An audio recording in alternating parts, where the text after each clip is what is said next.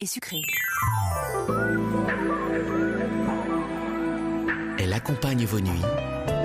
La libre antenne, Sabrina Philippe sur Europe 1.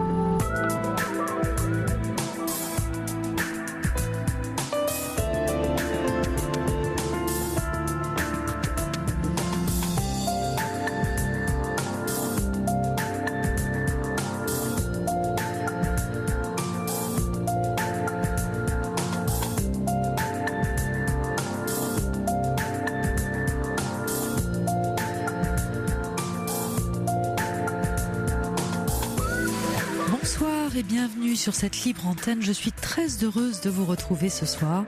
Vous avez été si nombreux à réagir hier par SMS au 7 39 21 et je voulais vraiment vous en remercier parce que vos conseils ont été très utiles pour nos auditeurs.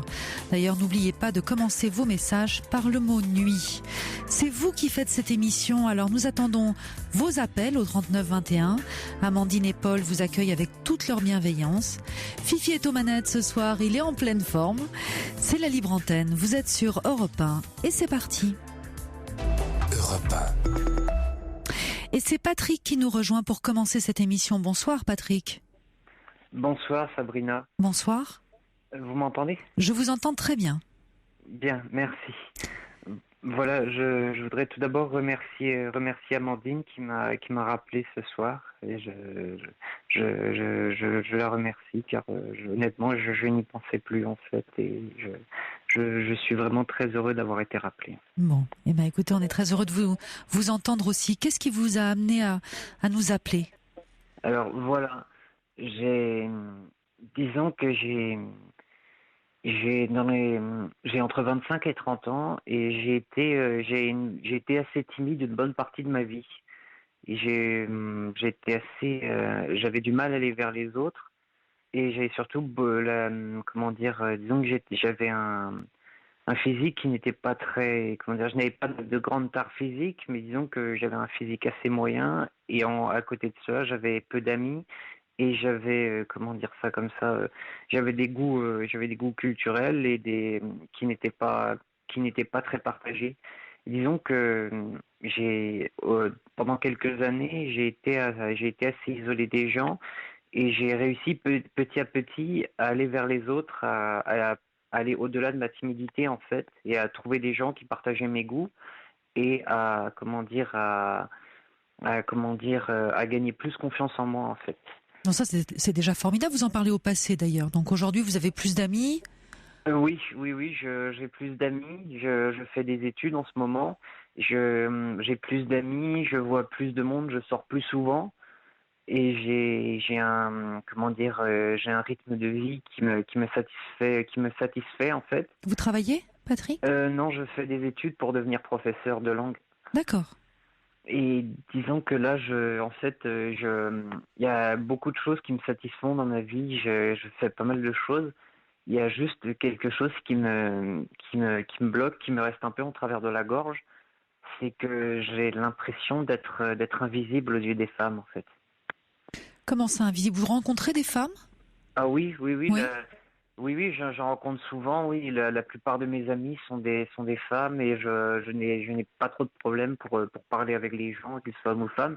Mais j'ai l'impression que, peu importe des circonstances, en fait, quand une femme me plaît, j'ai l'impression que je n'arrive pas à lui faire comprendre, en fait, ou alors qu'elle ne me voit pas, en fait. J'ai comme s'il y avait quelque chose qui m'empêchait de dire, qui m'empêchait de trouver les bons mots, ou alors qui l'empêcherait elle de comprendre en fait ce que je veux dire en fait. D'accord. Vous avez déjà eu des relations longues, une petite amie ? Non, c'est quelque chose qui ne m'est jamais arrivé. En fait, j'en ai jamais vraiment eu l'occasion. En fait, c'est quelque chose qui me semblait totalement irréaliste avant que je commence à reprendre le dessus, on va dire. Mmh. Et là, c'est quelque chose que je n'ai pas encore eu l'occasion. D'accord. Donc vous n'avez jamais eu de petite amie, Vous êtes tombé amoureux déjà ? Oui, plus ou moins, oui, c'était c'était quelques temps déjà en fait, et oui, ça a dû oui, ça m'est arrivé, oui. Ça vous est arrivé? Vous aviez quel âge? Je dois avoir dans les 18 ans, je crois, 17, 18 ans, oui, 18 ans, oui. D'accord. Et pas depuis, c'est-à-dire que même si c'était pas forcément partagé, vous n'êtes pas tombé sur une femme ou pour laquelle vous avez eu un flash? Non, non, si vous voulez, j'ai une certaine, comment dire, j'ai certaines femmes qui me plaisent, j'ai certains types de femmes qui me plaisent, mais c'est pas quelque chose c'est pas quelque chose, pas du premier coup en fait. Comment dire, si le physique compte un peu pour moi, j'ai besoin de connaître la personne un peu plus pour voir si elle comment dire, pour voir si justement ça colle, on va dire. D'accord. Oui, mais même en la connaissant, hein. C'est pour ça, je vous parlais pas forcément d'un flash comme ça instantané, hein, mais de tomber amoureux petit à petit, progressivement. Euh, Pas spécialement, non. En fait, comment dire, disons que quand je rencontre une fille et que quand je sais qu'elle est, comment dire, quand je sais qu'elle est déjà en couple, ou que les hommes ne l'intéressent pas, et ben comment dire, ça pose comme un veto. En fait, ça pose comme une condition, quoi. Ça cause comme une non-condition, on va dire. Oui, mais qu'elle soit en couple, c'est assez normal, Oui, oui, hein. bien sûr. Oui. D'ailleurs, oui, c'est souvent, comment dire, c'est souvent quelque chose que je retrouve souvent en fait quand je rencontre de nouvelles personnes. En fait, c'est la plupart du temps, j'apprends qu'elles sont en couple en fait. D'accord. Vous avez essayé les sites de rencontres? Disons que j'hésite beaucoup parce que je sais que ce sont des lieux qui peuvent être assez aléatoires. Mhm. Je sais comment dire, c'est qu'il peut y avoir il peut y avoir des gens. Mais comment dire, je sais qu'aussi qu'il peut y avoir des gens très bien comme des gens pas très nets en fait, et ça me freine un petit peu en fait. D'accord. Parce que bon, l'idée c'est aussi que vous puissiez comprendre un peu mieux ce qui se passe dans le Oui, processus de séduction. Il y a quelque chose qui bloque. oui. Alors certainement votre confiance en vous, parce que vous avez commencé euh, tout à l'heure à parler en disant j'ai un physique moyen. Oui, en fait, oui, disons que, disons que j'ai plus confiance en moi au niveau physique depuis que j'ai repris des études en fait parce que j'ai adopté comment dire certains comportements, un certain style de vie. Je mange assez peu, je mange bien, on va dire. J'arrive à manger de façon équilibrée. Je fais du sport tous les jours en fait, et Mhm. ça m'a permis de perdre du poids et d'arriver à quelque chose à une situation qui me va. Mais disons que ouais, j'ai toujours eu un peu de mal avec le physique parce que je sais pas trop, ça c'est peut-être un truc qui reste, je sais pas, mais en Vous fait étiez en surpoids quand vous étiez plus jeune? oui, Oui. c'est pendant un long moment, oui, j'ai été en surpoids. Oui. D'accord, donc c'est cette image-là peut-être qui reste pour vous. Oui, je pense que c'est une sorte de oui, je pense que c'est quelque chose qui reste, même si je sais que c'est différent et que on m'a dit que ça c'était pas un problème, bah, c'est toujours un truc comme ça qui reste parce que oui, c'est des fois c'est je sais que les gens même malgré eux des fois ils jugent au physique, et je sais que ça peut faire une certaine incidence en fait. Alors on juge au physique, oui, mais il n'y a pas que le physique. Et puis quand vous dites je suis moyen, j'ai un physique moyen, ça ne veut pas dire grand-chose, vous savez, Patrick. Non, Parce non. que des personnes qui ont des physiques exceptionnels, c'est 1% de la population ou 0,5. Alors dans ce cas-là, on a tous des physiques moyens, vous voyez ce que je veux dire? Oui, bien sûr, oui. Donc ça ne veut pas dire grand-chose en fait. Dans un Non. processus où on rencontre quelqu'un, on va éprouver une attirance ou pas pour cette personne, et quand on éprouve une attirance, on le trouve beau parce que tout simplement il nous plaît. Oui, je comprends, oui. Je comprends, oui. Je comprends et je comprends ce système. J'ai du mal à comprendre, comment dire, si c'est justement, il y a une chose que j'ai du mal à comprendre aussi, c'est comment on peut voir si une personne nous considère comme un simple ami, ou alors si elle voit plus loin en fait. Alors, il y a des signes, déjà, en ce qui concerne une femme ou un homme, c'est pareil d'ailleurs. Il y a l'idée de vouloir vous revoir. Oui, oui, oui. Hein. Oui, bah, disons qu'en fait, c'est quelque chose qui était, comment dire, quelque chose qui est devenu un peu plus trouble en fait parce que j'ai rencontré quelqu'un il y a quelques jours Mhm. et cette personne-là, on a passé du temps, on a discuté. Et cette personne-là, je lui ai demandé en fait parce que je savais pas trop quoi en penser, alors je lui ai demandé directement. C'était peut-être maladroit, mais il fallait que je lui demande comment elle, comment dire, comment elle, ce qu'elle voulait en fait, comment elle voyait comment dire, comment elle voyait, Cette relation. voilà, oui. Et elle m'a dit simplement qu'elle sortait d'une relation plus ou moins difficile en fait et qu'elle ne voulait pas commencer autre chose. Et disons que voilà, en fait, je sens que ce que je fais avec elle, je sors avec elle, je la retrouve de temps en temps, et j'ai l'impression en fait de vivre une sorte de relation platonique avec elle. Et c'est comme si c'est quelque chose qui ne disait pas son nom. Et c'est bizarre parce que j'ai l'impression que c'est un peu une sorte de relation bâtarde en fait entre la relation qu'on a avec une amie et la relation qu'on aurait avec avec une compagne en fait. D'accord. Bon, cette personne n'est pas prête à avoir à nouveau une relation. Non, pas sur le coup, non, Hmm. pas sur le coup. Alors, je suis pas très sûre pour des fois à venir, hein, que ce soit une Non. bonne chose de poser comme ça très directement la question. Parce qu'il y a Oui, beaucoup de oui. relations qui se font sans qu'on s'en rende compte vraiment aussi. Oui, mais disons que c'est surtout pour éviter le trouble et certains, comment dire, éviter une sorte de quiproquo entre les deux, quoi. C'est que pour éviter de. En fait, c'est la première fois que je demandais ça parce que Hmm. c'est une des premières fois où vraiment j'arrivais à, comment dire, je rencontrais une personne comme ça et que on passait autant de temps à discuter, qu'on s'entendait aussi bien, quoi. Oui, Donc vous aviez besoin de sa réponse pour vous positionner. Ça voilà, devait oui. créer un peu d'angoisse chez vous, certainement. Ben oui, un peu parce que c'est un peu comme quand on, je sais pas,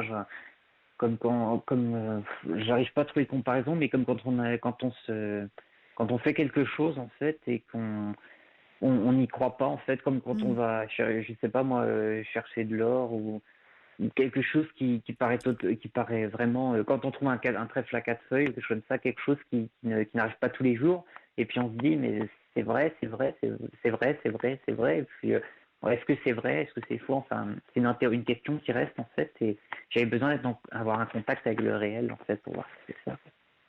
D'accord. Comment vous avez réussi à devenir moins timide? Disons que j'ai été vers les gens, j'ai beaucoup été vers les gens, en fait je me suis forcé à aller vers les gens. Et notamment, quand j'ai repris des études, j'y allais avec, en parlant des études, justement, en parlant de ce qu'il fallait travailler.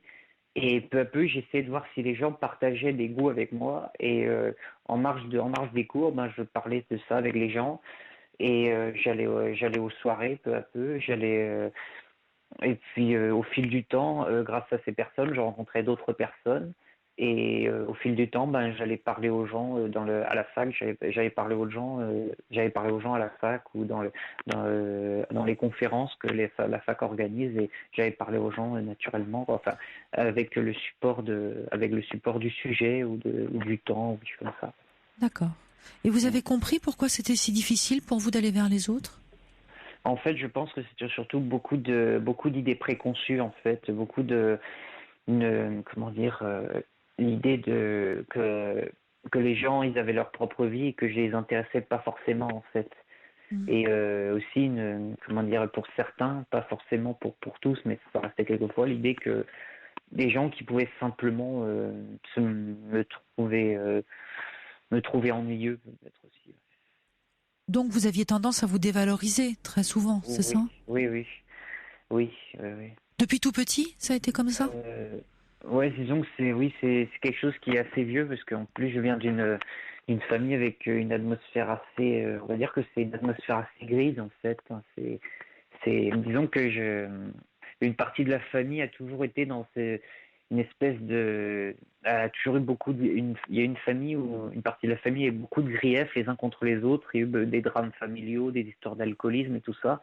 Et c'est quelque chose, ma mère qui vient qui vient de cette famille a toujours grandi avec une vision assez pessimiste de la vie en fait. Et c'est quelque chose, je pense que j'ai déteint sur elle, voilà, déteint sur moi. Ça dépend comment. Oui, je pense qu'elle a déteint sur vous certainement. Oui, plus sûrement en tout cas. Oui, voilà, oui. Donc quand vous étiez plus jeune à l'école, c'était comme ça déjà aussi? Vous étiez plutôt isolé? Oui. J'avais un ou deux amis, mais c'était des gens qui étaient eux-mêmes isolés en fait. C'était qui se ressemblent, s'assemblent en fait. C'était voilà quoi. J'étais vraiment en marge quoi, en marge des gens quoi. D'accord. Vous avez envie d'avoir une relation amoureuse? Oui. Est-ce que ça vous fait peur, Patrick? Quoi? Est-ce que ça vous fait peur? Alors oui, il y a une partie de moi qui en a peur, tout simplement parce que j'ai un certain âge. Enfin, je veux pas dire que je suis vieux, parce que maintenant maintenant j'essaie de penser moins à mon âge, mais disons que j'ai un peu peur en fait que ça ne prenne pas, on va dire que la personne soit un peu pas effrayée, mais trouve ça glauque que je n'ai rien connu avant elle. Ou alors vous n'êtes pas obligé de lui dire, hein, Patrick. Oui, elle peut le savoir plus tard, mais vous n'êtes pas obligé de l'annoncer tout de suite. Oui, peut-être, après tout, et c'est vrai que ça serait aussi bien. Parce que oui. Oui, parce qu'en effet, bon, j'ai cru comprendre que vous m'avez dit entre 25 et 30 ans, c'est ça? Oui. Donc ça peut paraître étrange, en effet, pour une jeune femme de se dire, tiens, je suis sa première petite amie. Oui. Au premier abord, c'est pas la peine de le dire, vous n'êtes pas obligé de tout dire déjà. Non, je pense que non, je ne dirais. Je pensais s'il fallait le dire, je le dirais après un certain temps. Quoi. C'est ça? Oui. Je pense que ce serait mieux en effet, histoire de préparer le terrain, on va dire. Quoi. C'est surtout ça. Quoi. C'est montrer que c'est pas uniquement ça qui me définit en fait. Oui, exactement. Oui. Et également le fait ça c'est par rapport notamment au côté de la famille avec beaucoup de mauvaises histoires, c'est tomber sur des personnes peu recommandables en fait. Il y a beaucoup de gens beaucoup de manipulateurs, de manipulatrices, de gens qui sont vraiment assez de gens qui ont une influence assez délétère en fait. C'est dans votre famille? Disons que c'est plutôt des gens qui sont à l'extérieur de la famille en fait. Les gens de la famille sont souvent tombés sur ces personnes-là, et disons que leur vie après un tournant assez mauvais, on va dire quoi. C'est des gens c'est des gens qui ont vraiment mauvaise mine. Donc, si on peut rester si on peut rester dans quelque chose de large, c'est vraiment des gens qui ont mauvaise mine, et disons que c'est quelque chose qui fait peur parce que ils sont tombés sur des gens assez peu fréquentables, et ils n'ont pas su s'en délivrer en fait, s'en défaire, et ça a eu beaucoup d'effets négatifs sur eux en fait. Oui, vous avez une vision de l'extérieur qui est un petit peu menaçante. Oui. Hein, d'une façon générale. Oui, c'est un truc que j'ai grandi quasiment avec ça, et c'est très dur de s'en défaire parce que c'est les vieilles habitudes ont la vie dure, on va dire. Bien sûr. Bon, vous avez déjà fait beaucoup pour pouvoir maintenant avoir des amis, faire des études qui vous plaisent, sortir, donc c'est déjà beaucoup. Maintenant, c'est normal que la sphère de l'intime, parce que l'intimité, c'est encore autre chose. Là, on parle de sphère sociale. Vous voyez, c'est comme des cercles de plus en plus étroits. Donc la sphère sociale, c'est plus élargi. Maintenant, la sphère du couple, c'est autre chose. C'est une sphère intime.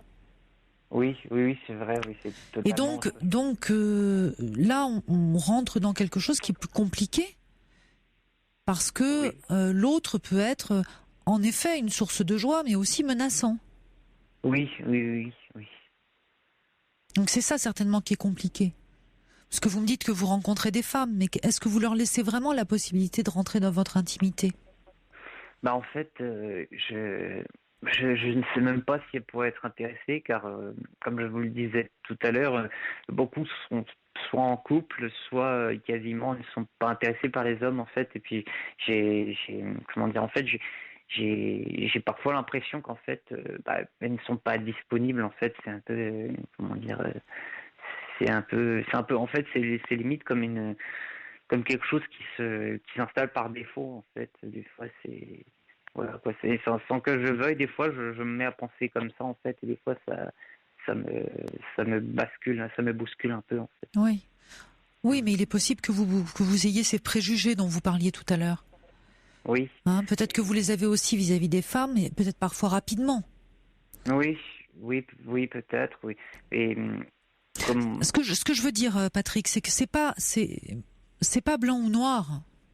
non, C'est-à-dire que vous allez rencontrer quelqu'un, vous savez pas trop, vous discutez, vous allez peut-être vous revoir, tiens, ça pourrait être un ami, et puis les sentiments peuvent venir comme ça au bout d'un certain temps. oui, bien sûr, Vous oui, voyez, oui, c'est pas si direct. oui, oui, c'est vrai, oui.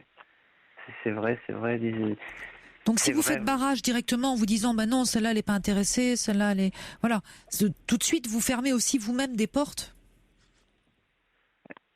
Oui, disons qu'en fait, ouais, c'est quelque chose, c'est quelque chose, et c'est le doute qui reste assez présent en fait. C'est le gros doute en fait, et c'est voilà, c'est surtout ça quoi. Et oui, oui. Vous avez pensé à vous faire accompagner par un psychologue ou Je vois je vois une psychologue, et je vois de temps en temps un psychiatre aussi depuis plusieurs années. J'ai moins le temps d'aller les voir vu qu'ils ne sont pas dans la même ville, ou la même ville la ville où je fais mes études, mais je vais les voir de temps à autre. Et oui, oui, je vais les voir de temps à autre en fait. oui. Oui. Et vous n'avez pas trouvé de psychologue dans votre ville? Non, en fait, disons que c'est des gens qui me suivent depuis des années en fait, et disons que c'est, comment dire, je trouve que c'est pour les fois où je vais les voir en fait, je trouve que c'est plus pratique en fait d'aller les voir, de prendre le train pour aller les voir de temps en temps en fait. D'accord, Parce que j'ai peu de temps en fait, j'ai pas mal de travail, et j'ai peu de temps pour aller les voir en fait. je comprends. Mm. Alors, une petite chose par rapport à ça, Patrick, c'est que parfois il faut savoir, ça ne veut pas dire les quitter, hein, pas du tout, parce que vous faites un bon travail avec eux depuis des années, mais vous pourriez peut-être aller voir quelqu'un dans votre ville qui aura un autre point de vue, qui pourrait vous aider sur ce sujet de l'amour. Oui, d'accord, oui, je vois Vous ça. voyez? Parce que Oui, ça serait bien peut-être que vous soyez accompagné oui, pour déverrouiller ce qui reste à déverrouiller. oui, bien sûr, oui, oui, oui, oui, ce pourrait être pour déverrouiller, c'est-à-dire pour non, C'est-à-dire, voilà, pour pouvoir vous rapprocher de certaines jeunes femmes en ayant un peu moins peur aussi, peut-être en véhiculant autre chose, dans les mots, dans les gestes. dans les mots, dans les gestes, dans l'attitude. Oui, d'accord, oui, je vois ça, je vois ça. Vous voyez? Oui, Parce que oui, peut-être vous oui, ne vous en rendez pas compte non plus. oui, oui, c'est vrai. D'ailleurs, c'est quelque chose qui reste, c'est quelque chose qui comment dire, je sais qu'il faut pas essayer de tout contrôler, mais c'est quelque chose c'est quelque chose qui me, qui me hante un peu aussi. Enfin, c'est une hantise aussi chez moi, c'est le fait de choses qui m'atteignent en fait, de choses que je fasse sans le vouloir en fait, de choses involontaires ou inconscientes, et qui me portent atteinte aussi. C'est souvent le fait, par exemple, de dire des phrases, de sortir des mots qui ne sont pas appropriés peut-être. En fait, si vous voulez, les gens disent que c'est un trait de personnalité qui me va, parce que moi j'ai pas, comment dire, je vais paraître au moins spontané. Mais des fois, quand même, ça doit pas être ça doit pas être des plus heureux comme façon de faire, en fait. Oui. Donc c'est pour ça peut-être qu'un accompagnement qui vous permettrait Oui, d'y voir un petit peu plus clair, ça serait une bonne chose pour vous.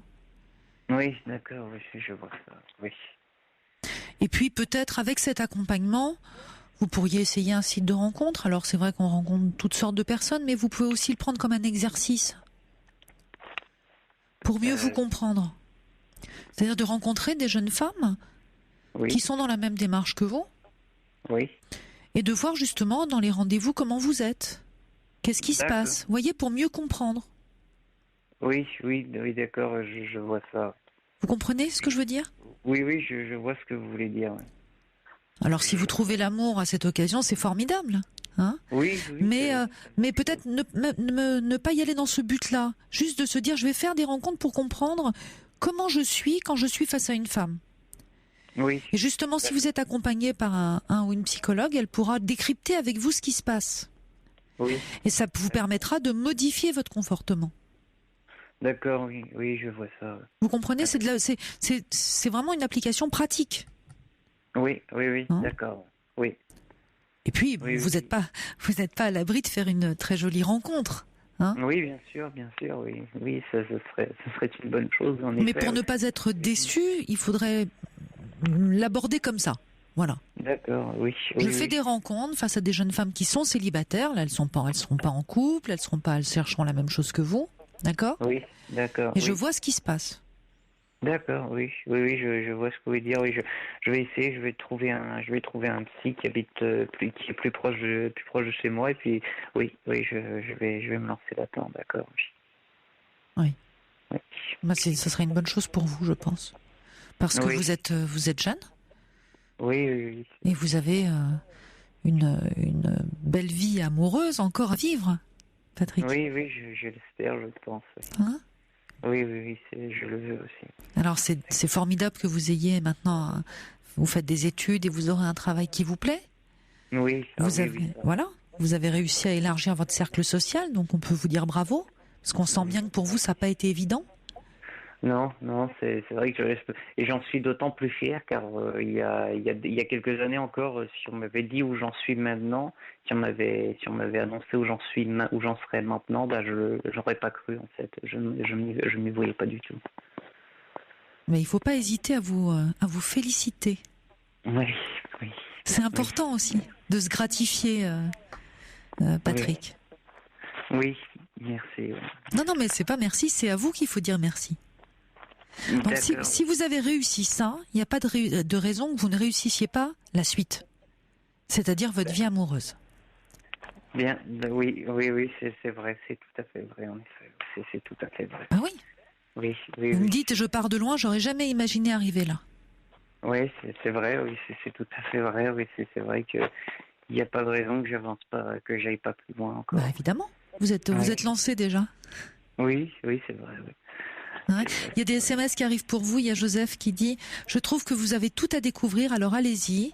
Un bon ou une bonne psy et tout va s'arranger. » Donc il vous encourage. Merci Joseph. Et puis un autre SMS qui dit « Il y a du bon chez les timides, je vous le dis, car il me semble que je le suis aussi. » Ah voilà. Oui. Vous n'êtes pas le seul à être timide, Patrick. Non, hein? Non, en effet, oui. En effet. Bah, je vous souhaite plein de bonnes choses pour la suite. Et n'hésitez pas à nous tenir au courant, d'accord? Oui, bien sûr, oui. Oui, bien sûr, je vous tiendrai au courant. Bah, c'est avec plaisir qu'on vous accueillera à nouveau pour savoir comment ça va. Bien, merci. Merci à vous. Merci à vous, Patrick. Merci. Et belle nuit. Merci, vous aussi. Au revoir. Au revoir. Elle accompagne vos nuits. La libre antenne, Sabrina Philippe sur Europe 1.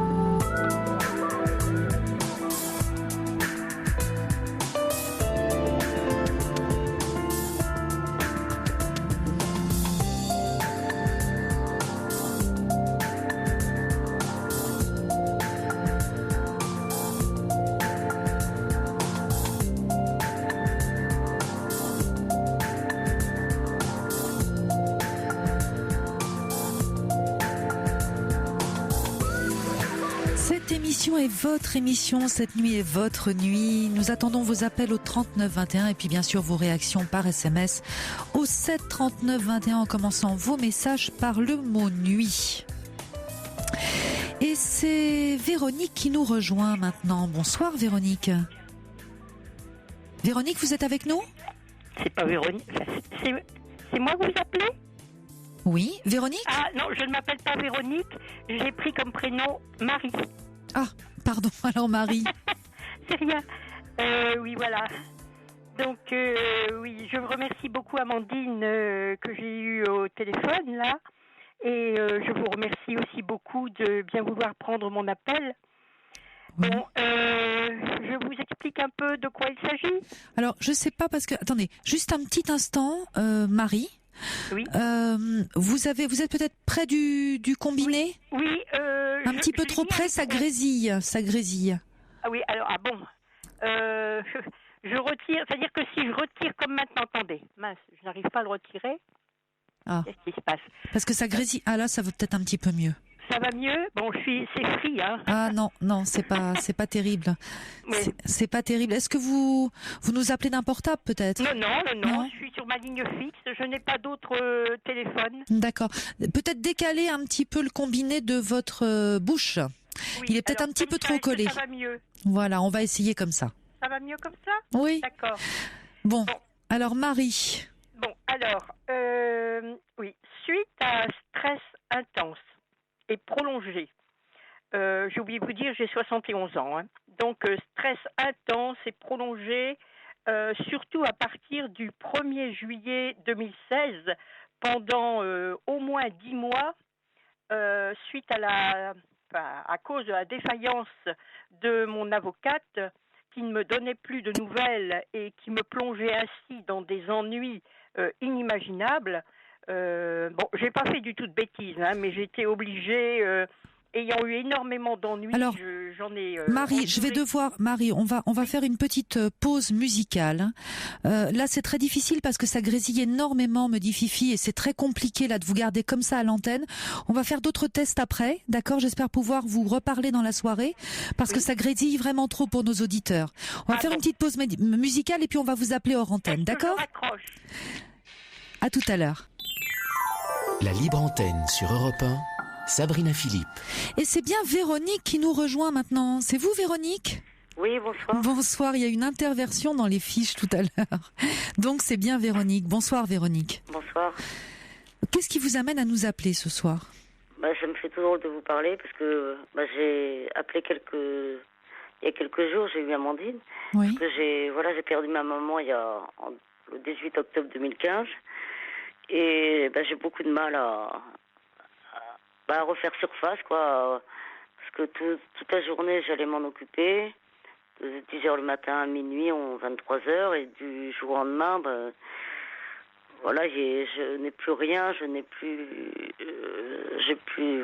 Dans la journée, je me sens toute seule, quoi. Parce que... Vous étiez très proche de votre maman? Oui, très très proche. Très très proche. Et elle est tombée malade et... J'allais lui faire ses courses, je faisais à déjeuner, j'allais la coucher le soir, je l'emmenais chez le kiné, je l'emmenais chez le médecin, enfin voilà. Et du jour au lendemain, elle est décédée, et pourtant nous sommes 7 frères et sœurs, j'ai une grande famille, et c'est pas pareil, quoi. C'est un manque terrible. C'est un manque terrible. Elle avait quel âge, votre maman? 88 ans. Oui. Mais... Voilà, je pensais pas qu'elle allait mourir si tôt, je crois. Elle avait un cancer et puis je pense qu'elle n'a pas voulu se soigner, enfin. Voilà. D'accord. Et j'ai beaucoup de mal. Qu'est-ce qui est difficile? Le quotidien? Vous pensez beaucoup à elle? Le quotidien, parce que j'étais habituée à être toute la journée avec elle. Et je suis divorcée depuis 20 ans. Et du jour au lendemain, je me retrouve toute seule. Mes enfants ne sont plus avec moi, si vous voulez. Mais j'ai plus la présence que j'avais avec ma maman, quoi. Je suis toute seule toute la journée. Le matin, je me lève, je me dis, à quoi ça me sert de me lever, quoi. Je me lève, mais c'est très dur, voilà. Vous travaillez, Véronique? Non, je travaille plus depuis 5-6 ans. Non, j'ai 60 ans, mais je travaille plus. D'accord. Non, je travaille plus. Par choix, par... non, j'ai eu des problèmes de santé, oui. Donc, vous faites quoi de vos journées, alors, maintenant? Parce que ça fait 2 ans maintenant qu'elle est décédée. J'ai une passion, c'est la poterie, donc j'en fais chez moi et je fais cuire dans un club. Je fais un peu de peinture, comme ça, de dessin chez moi, mais voilà.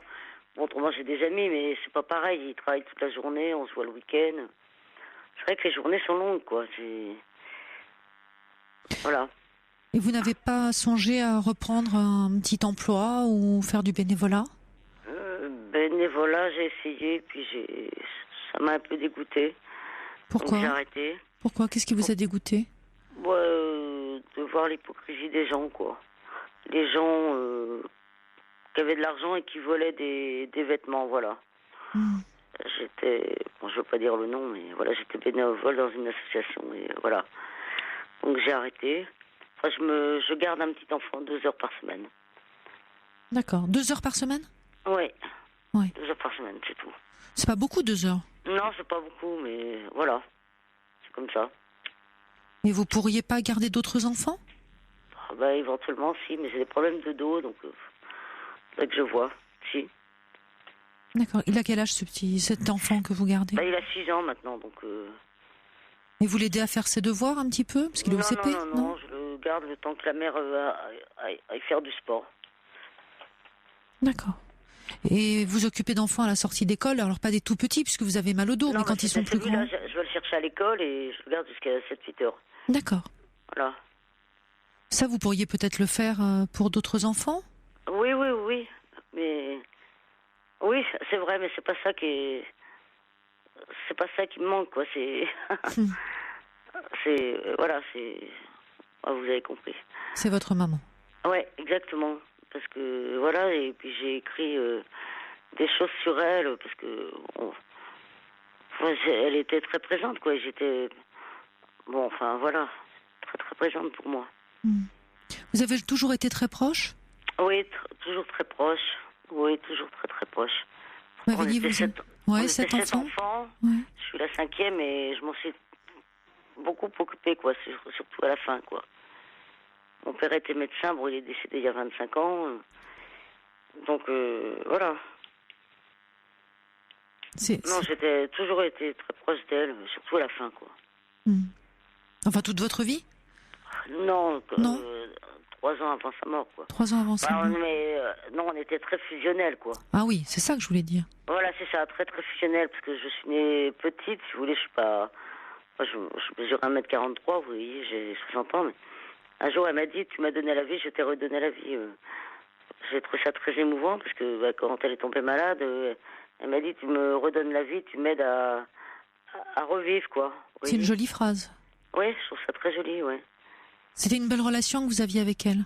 Oui, très très bonne relation. Oui. Oui, énormément. Et vous pensez à elle beaucoup?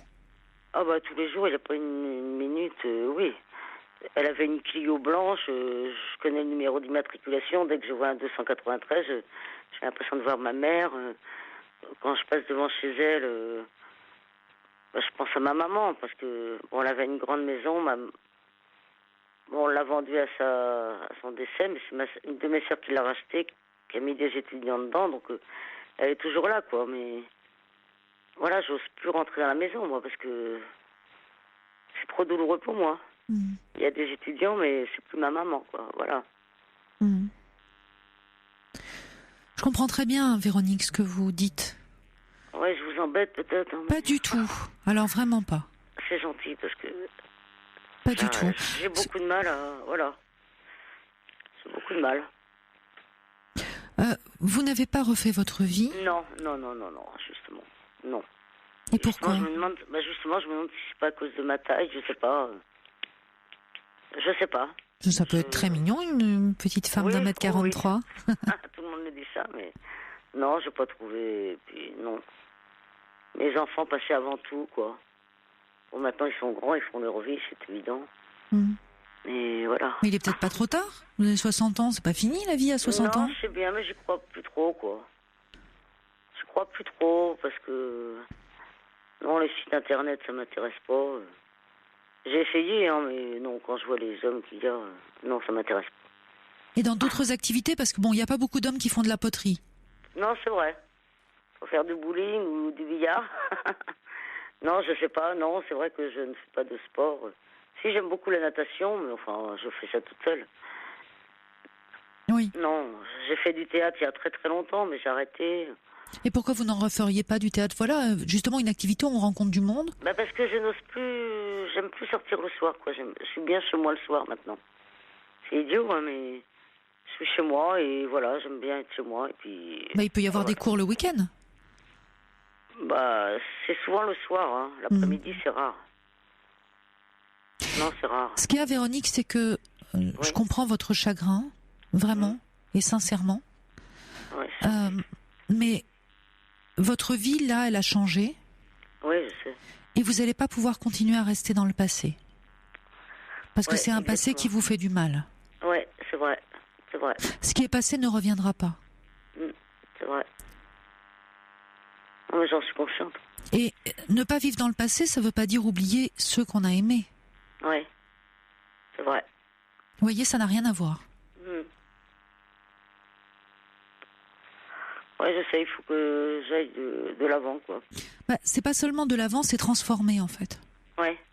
Non, mais je comprends bien. C'est transformer. Oui, transformer tout. Ouais, refaire sa vie à zéro, oui. C'est pas à zéro. Non, mais oui, j'ai bien compris. Mais c'est changer des choses. Oui, c'est vrai. Parce que si vous restez dans le même contexte que lorsque votre maman était là,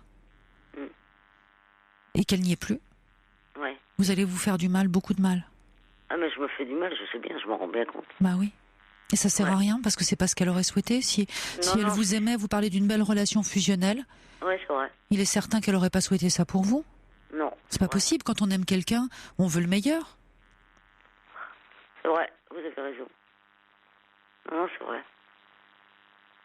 Oh oui, non, mais j'en suis consciente. Ouais. Et je pense que c'est sans doute ça que vous devez lâcher, cette vie d'avant. Oui, vous avez raison, je ferai. Il y a René qui nous écrit: le deuil est un travail difficile, vous avez beaucoup investi votre maman, le temps est venu d'investir pour vous, d'investir votre vie. Ouais. Mais c'est pas évident. Hein. Mais non, c'est pas évident. C'est pas évident du tout, je le sais, hein, j'y pense tous les jours. Je sais bien. Et je peux plus regarder les photos, moi qui adorais la photo. Voilà, je peux plus, quoi. J'ai beaucoup de mal. Mais c'est normal, Véronique. C'est gentil de me dire ça. Non, mais c'est vrai, je vous le dis sincèrement. Ouais. Bon, je vous le dis d'autant plus sincèrement, Véronique, que je suis dans le même cas que vous. Ouais. J'ai perdu ma mère il n'y a pas très longtemps. J'avais une magnifique relation avec elle, donc je sais exactement ce que vous vivez. Bon, c'est bien. Et comment vous faites? Si vous voulez, le deuil, il est là, la peine, elle est là. Ouais. Mais il y a l'avenir aussi. Ouais, c'est vrai. On peut pas vivre dans le passé. Je sais bien. Ouais. Non, c'est sûr. Ouais. Vous voyez? Oui, je vois. Merci. Donc, il va falloir changer des choses dans votre vie. Il n'y a pas le choix. Ouais.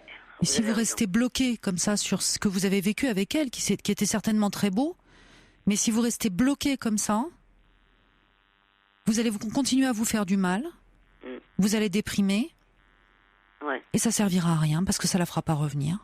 Non, c'est sûr. Ça, c'est certain, oui. Ouais. Ouais, je sais. Merci. Donc, ça veut dire faire des choses que vous n'avez pas l'habitude de faire. Ouais, ok. Ça pourrait être quoi pour vous, Véronique? Je ne sais pas. Je sais vraiment pas. Qu'est-ce que vous pourriez avoir envie de faire? Il y a bien des petites envies chez vous, quand même. Non, avoir des petits-enfants, mais j'en ai pas. Ça viendra peut-être. Oui. Ils ont quel âge, vos enfants? 25 et 23. D'accord. Ils sont loin de vous? Ils sont dans la même ville? J'ai une fille qui est dans la même ville que moi, oui. Oui. Et vous la voyez? Vous avez une belle relation avec elle aussi? Oui, je la vois, oui. Oui. Mais elle a sa vie aussi, donc voilà. C'est normal. Non, on se voit régulièrement. D'accord. Donc vous n'êtes pas toute seule. Non. Il y a vos enfants. Oui, c'est vrai. Non, mais ça suffit pas. Voilà. Ouais. Je me dis quelquefois vivre seule, c'est vrai que c'est très dur, mais bon, je suis toute seule. Mais c'est pas une fatalité, hein? Non, je sais bien. Je sais. Il y a que vous qui pouvez décider que c'est une fatalité. Ouais, c'est vrai. Ouais. Vous êtes croyante? Je ne pense pas. Non. Pourtant, il paraît que ça aide. Ça aide certaines personnes, en tout cas. Oui. C'est très peur de la mort, oui, de la maladie. D'accord. Ouais, la mort, ça me terrorise, quoi. Et pourquoi ça vous fait si peur? Bah, je sais pas, c'est peut-être quitter les gens que j'aime. Ouais, ne plus les voir. Je sais pas, c'est ça. Ouais. C'est depuis le décès de votre mère que vous avez peur? Encore Non, plus ça, peur, non? Avant, oui, encore plus peur, oui. Oui, bien sûr. Mais avant déjà? Avant, oui, oui. Ouais. D'accord. Alors, il y a beaucoup de SMS qui arrivent pour vous, Véronique. C'est gentil. C'est gentil. Hein? Vivre et aller de l'avant, c'est la meilleure façon de rendre hommage à votre maman. C'est très gentil, ouais. Vous l'entendez, ça? Ouais. Oh, oui, j'entends, bien sûr. Ouais. Oui, j'entends. C'est vrai. Il y a Magali qui écrit également « Pensez à vous, maintenant, votre maman est dans votre cœur. Ouais. Ne vivez pas dans le passé, cela détruit. » C'est vrai. Bah oui. Et c'est dur à... Je sais tout ça. C'est très dur à surmonter. Enfin, oui, je sais. C'est très dur, quoi. C'est un choix. Oui, oui. Il n'y a que vous qui pouvez choisir. Ouais. C'est vrai. Quand je dis c'est un choix, c'est que il y a des moments, bien sûr, où c'est trop difficile. D'accord? Il y a des moments où on pleure, il y a des moments où on est mal. Oui. Mais le choix de se relever et de se dire « Ok, la vie est là, et je la vis parce que c'est ma vie. » Ouais. Il n'y a que vous qui puissiez le faire, ce choix-là. Bien sûr. Ouais. Vous voyez? Et de ne pas vous lamenter, de ne pas repenser au passé en permanence. Ouais. Bah ouais. Non, moi je vais essayer vraiment de surmonter tout ça. Et surtout, elle vous a donné beaucoup d'amour. Et en effet, il y a un SMS qui arrive dans ce sens aussi. Énormément, oui. Oui. Énormément. Justement, il y a un SMS qui dit « J'ai perdu mon papa il y a 3 ans, c'est dur, mais il faut avancer. J'ai reçu tellement d'amour de sa part. Depuis, je le transmets à ceux que j'aime. » C'est beau ça, oui. C'est beau. Et c'est aussi votre cas. L'amour qu'on reçoit, on le transmet à notre tour. C'est vrai. Ouais. Ouais, c'est sûr. Donc plus tard, vous le transmettrez à vos petits-enfants. Oui. J'espère. Mais là, vous avez... Il y a plein de personnes à qui vous pouvez le transmettre. Oui. J'ai beaucoup d'amis, en fait. Mais... Ouais. Non, c'est vrai.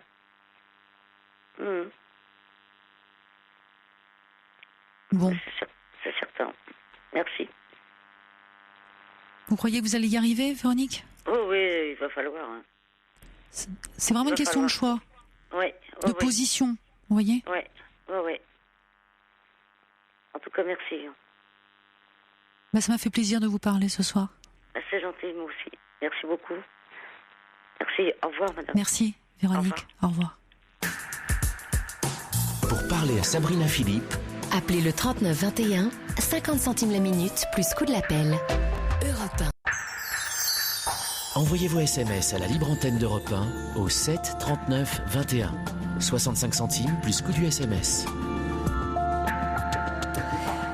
Et c'est Alexia qui nous rejoint maintenant. Bonsoir, Alexia. Bonsoir, Sabrina. Bonsoir. Je tiens à remercier Amandine de son accueil et vous aussi de me prendre. Merci à vous. Et c'est vrai que Amandine et Paul sont vraiment formidables dans leur bienveillance pour tous ceux qui nous appellent ici au 39-21. Oui, un grand merci pour Amandine et pour vous de m'avoir accepté et d'avoir sélectionné mon appel. Donc, alors, expliquez-nous un petit peu ce qui se passe pour vous. Voilà. Moi, je vous appelle, je suis dans... Ça fait quelques mois dans tous mes états, suite... peut-être c'est moins délicat des autres auditeurs, ça concerne mon syndic. D'accord. Donc, qu'est-ce qui se passe avec votre syndic? Donc c'est un syndic, c'est un immeuble de 4 étages, pas d'ascenseur. Donc mes charges de 2017, je suis à jour et il me réclame une somme monumentale. Et voilà, il m'envoie une assignation devant le tribunal. Donc c'est pour ça que je vous appelle pour une aide, si c'est possible, pour me diriger, parce que tout ce qui est juridique, je ne connais pas. D'accord. Donc pour vous aider finalement, donc vous avez un syndic, vous étiez à jour dans vos charges, c'est ça, dans les charges de votre immeuble. Voilà. Et d'un seul coup, on vous réclame une somme considérable. Quel est le montant de cette somme, Alexia ? 18 000 euros. 18 000 euros ? Oui, voilà. Donc. Mais comment ça se fait ? Qu'est-ce qui s'est passé ? Il y a eu un ravalement Non, on a voté pour l'arrangement d'une petite partie du toit et c'était un devis de 24 000 et comme on est une dizaine de propriétaires, donc du coup je ne sais pas comment ils ont fait et ils ont calculé comme ça. Donc c'est une somme monumentale, donc du coup ça m'inquiète énormément. Vous en avez parlé avec les autres propriétaires de cet immeuble ? Oui, j'en ai parlé et eux, pareil, ils sont dans pas la même somme que moi, mais ils sont outrés dans le même cas que moi. Ça veut dire que... Comment ça, pas la même somme que vous ? Pas la même somme que moi, ça veut dire pas 18 000, mais ils ont aussi des sommes, ils ont reçu aussi des sommes... astronomiques aussi ? Oui. Donc, du coup, ils sont à 3 ou 4 qu'ils ne sont pas d'accord, qui me demandent, comme moi je suis la présidente du conseil, donc ils me demandent quoi faire. Donc, et je ne sais pas comment les diriger. C'est pour ça que je vous demande si des personnes ou associations qui, plus ou moins, qui sont au courant de ces cas-là. Pour que vous puissiez vous retourner ensemble, en fait, hein, tous les copropriétaires. Oui. Parce que l'idée, c'est de pouvoir vous unir. Oui, ils sont d'accord. Hein, ils sont d'accord qu'on s'unisse, qu'on prenne même un avocat pour pouvoir vous défendre. D'accord. Voilà. Pour pouvoir contrer. Voilà. On sait qu'il y a des syndics qui sont pas sérieux et qui. Oui. D'accord. Qui peuvent oui. Voilà. Et j'ose même pas dire le mot, mais limite harceleur, quoi. D'accord. Et pourquoi vous n'avez pas fait appel directement à un avocat, tous ensemble ? Oui, justement, je voudrais des renseignements s'il y a s'il y a un organisme ou une association qui défend de ça. D'accord, ça doit exister. Oui. Alexia, donc on va faire appel aux auditeurs. Oui. Hein, c'est l'idée de pouvoir demander aux auditeurs s'ils se sont déjà retrouvés dans ce cas-là et à qui ils ont pu faire appel. Vous êtes gentil. Parce que moi je dois vous avouer que les histoires de syndic, c'est vrai que je ne peux pas franchement vous aider. Là, c'est pas de mon domaine de compétence. Oui, c'est pour ça que je vous ai dit vraiment, c'est pas le sujet. Malgré, je reviendrai aussi un jour sur ce qui est personnel, quoi. Donc je reviendrai vers vous. D'accord. Alexia, voilà ce que je vous propose, c'est que on va voir s'il y a des auditeurs qui peuvent vous aider, d'accord ? Et puis on vous transmettra, voilà tous les noms d'associations. D'accord. Quitte à pouvoir vous reprendre peut-être un petit peu plus tard à l'antenne, si vous êtes disponible toujours dans la soirée. Oui, ça va faire pratiquement une dizaine d'années que je vous écoute. D'accord. Donc vous serez là avec nous jusqu'à 1h du matin ? Oui. Hein, pour pouvoir vous donner toutes ces indications. Oui. Donc j'appelle à nouveau les auditeurs à pouvoir nous aider. Donc Véro nous dit déjà Que choisir ou 60 millions de consommateurs. D'accord. Qui peut-être peuvent vous aider dans un premier temps. D'accord. Mais il doit y avoir en effet des associations qui permettent aux copropriétaires de s'unir pour contrer un D'accord. syndic. Je pense que ça doit exister, à mon sens. Oui, je pense que ça doit exister. Ce qu'il y a, il faut connaître, quoi. C'est ça. Il faut connaître. On me parle aussi de l'union des propriétaires. Ah, d'accord. L'union des propriétaires. Ou UFC, que choisir de votre département. Propriétaire. D'accord ? Et union. Pardon, l'union des propriétaires. D'accord. D'accord ? D'accord. Bon, Alexia, on va essayer de vous transmettre tout ça. Je suis sûre qu'il y a pas mal de SMS qui vont arriver, de mails peut-être. Et puis on voit si on peut vous reprendre un petit peu plus tard à l'antenne. D'accord. D'accord ? D'accord, Sabrina. Merci de tout cœur. Merci pour votre appel, Alexia. À Merci bientôt. beaucoup. À bientôt. Au revoir. Au revoir. Toutes vos confidences, Sabrina Philippe, au 39 21. 50 centimes la minute, plus coût de l'appel. Benabar. Sur Europe 1, Sabrina Philippe vous écoute et vous accompagne. Et beaucoup de messages pour Alexia que l'on avait en ligne tout à l'heure, juste avant cette pause musicale. Des messages qui disent si vous êtes toujours avec nous, Alexia, et je les donne aussi à l'antenne pour ceux peut-être qui auraient des problèmes similaires. Je rappelle qu'Alexia avait des problèmes avec son syndic et une somme terrible à débourser d'un coup. On nous écrit à plusieurs reprises qu'il faut contacter l'ADIL, ADIL, qui donne des renseignements gratuits. Voilà, Alexia. Et puis aussi, aller à la mairie parce qu'il y a des avocats, conseils, que vous pourrez également consulter. Voilà, l'agence départementale d'information pour le logement, me dit-on. Et maintenant, c'est Daniel qui nous rejoint. Bonsoir, Daniel. Oui, bonsoir. Voilà, je vais être assez brève. C'est concernant ma nièce. Ma nièce, j'utiliserai simplement le nom qu'elle donne dans ses mails, petite fraise, hein, pour que ce soit plus discret, vous voyez, par rapport à elle. En fait, je m'inquiète beaucoup de son état. Depuis l'âge de 18 ans, elle est anorexique. Elle avait quand même réussi à avoir une licence d'histoire. Disons qu'à 21 ans, elle a dû être hospitalisée. Alors, sans doute au départ pour une dépression, puisqu'elle vivait avec quelqu'un. Et au bout de 10 ans, la personne l'a mis à la porte. Alors évidemment, elle ne travaillait pas à ce moment-là. Hein, elle ne travaillait pas. Et si vous voulez, je pense qu'elle était déjà un peu dépressive puisqu'elle ne faisait même pas la vaisselle. Enfin, son ami travaillait, il rentrait chez lui. Rien n'était fait, rien n'était effectué, etc. Bon, donc il y avait déjà quand même une dépression, je pense, latente à ce niveau-là. Bon, là, actuellement, moi, j'occupe un poste qui me permet de l'informer assez souvent pour répondre à des demandes d'emploi, à des forums. Je l'informe régulièrement. Et évidemment, je n'ai aucune réponse. Hein. Bon. Elle a quel âge, votre nièce, maintenant ? Elle a 31 ans. D'accord, elle ne travaille pas. Donc. Elle ne travaille pas.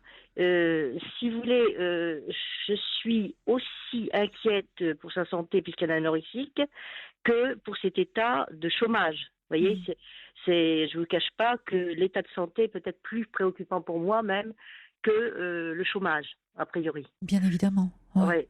Donc cet état d'anorexie, alors là, normalement, elle devait aller à des visites, vous voyez, chez un psychologue régulièrement. Elle n'y va plus. Ce que j'ai dit tout à l'heure à vos... Amandine peut-être ou Paul, oui. Oui, j'ai précisé tout à l'heure que, si vous voulez, elle était... comment j'expliquais, elle se sentait un petit peu perdue parce que sa sœur travaille à Orléans, donc sa sœur ne vient qu'une fois par mois. Son père est très malade puisqu'il a une complication, il avait des complications de diabète, il a eu un AVC en plus. Tout ça suite au décès de sa femme. Donc de sa mère ? Oui, de sa maman. Elle a perdu sa maman, votre nièce ? Quand sa mère avait 42 ans quand elle est décédée. Hein.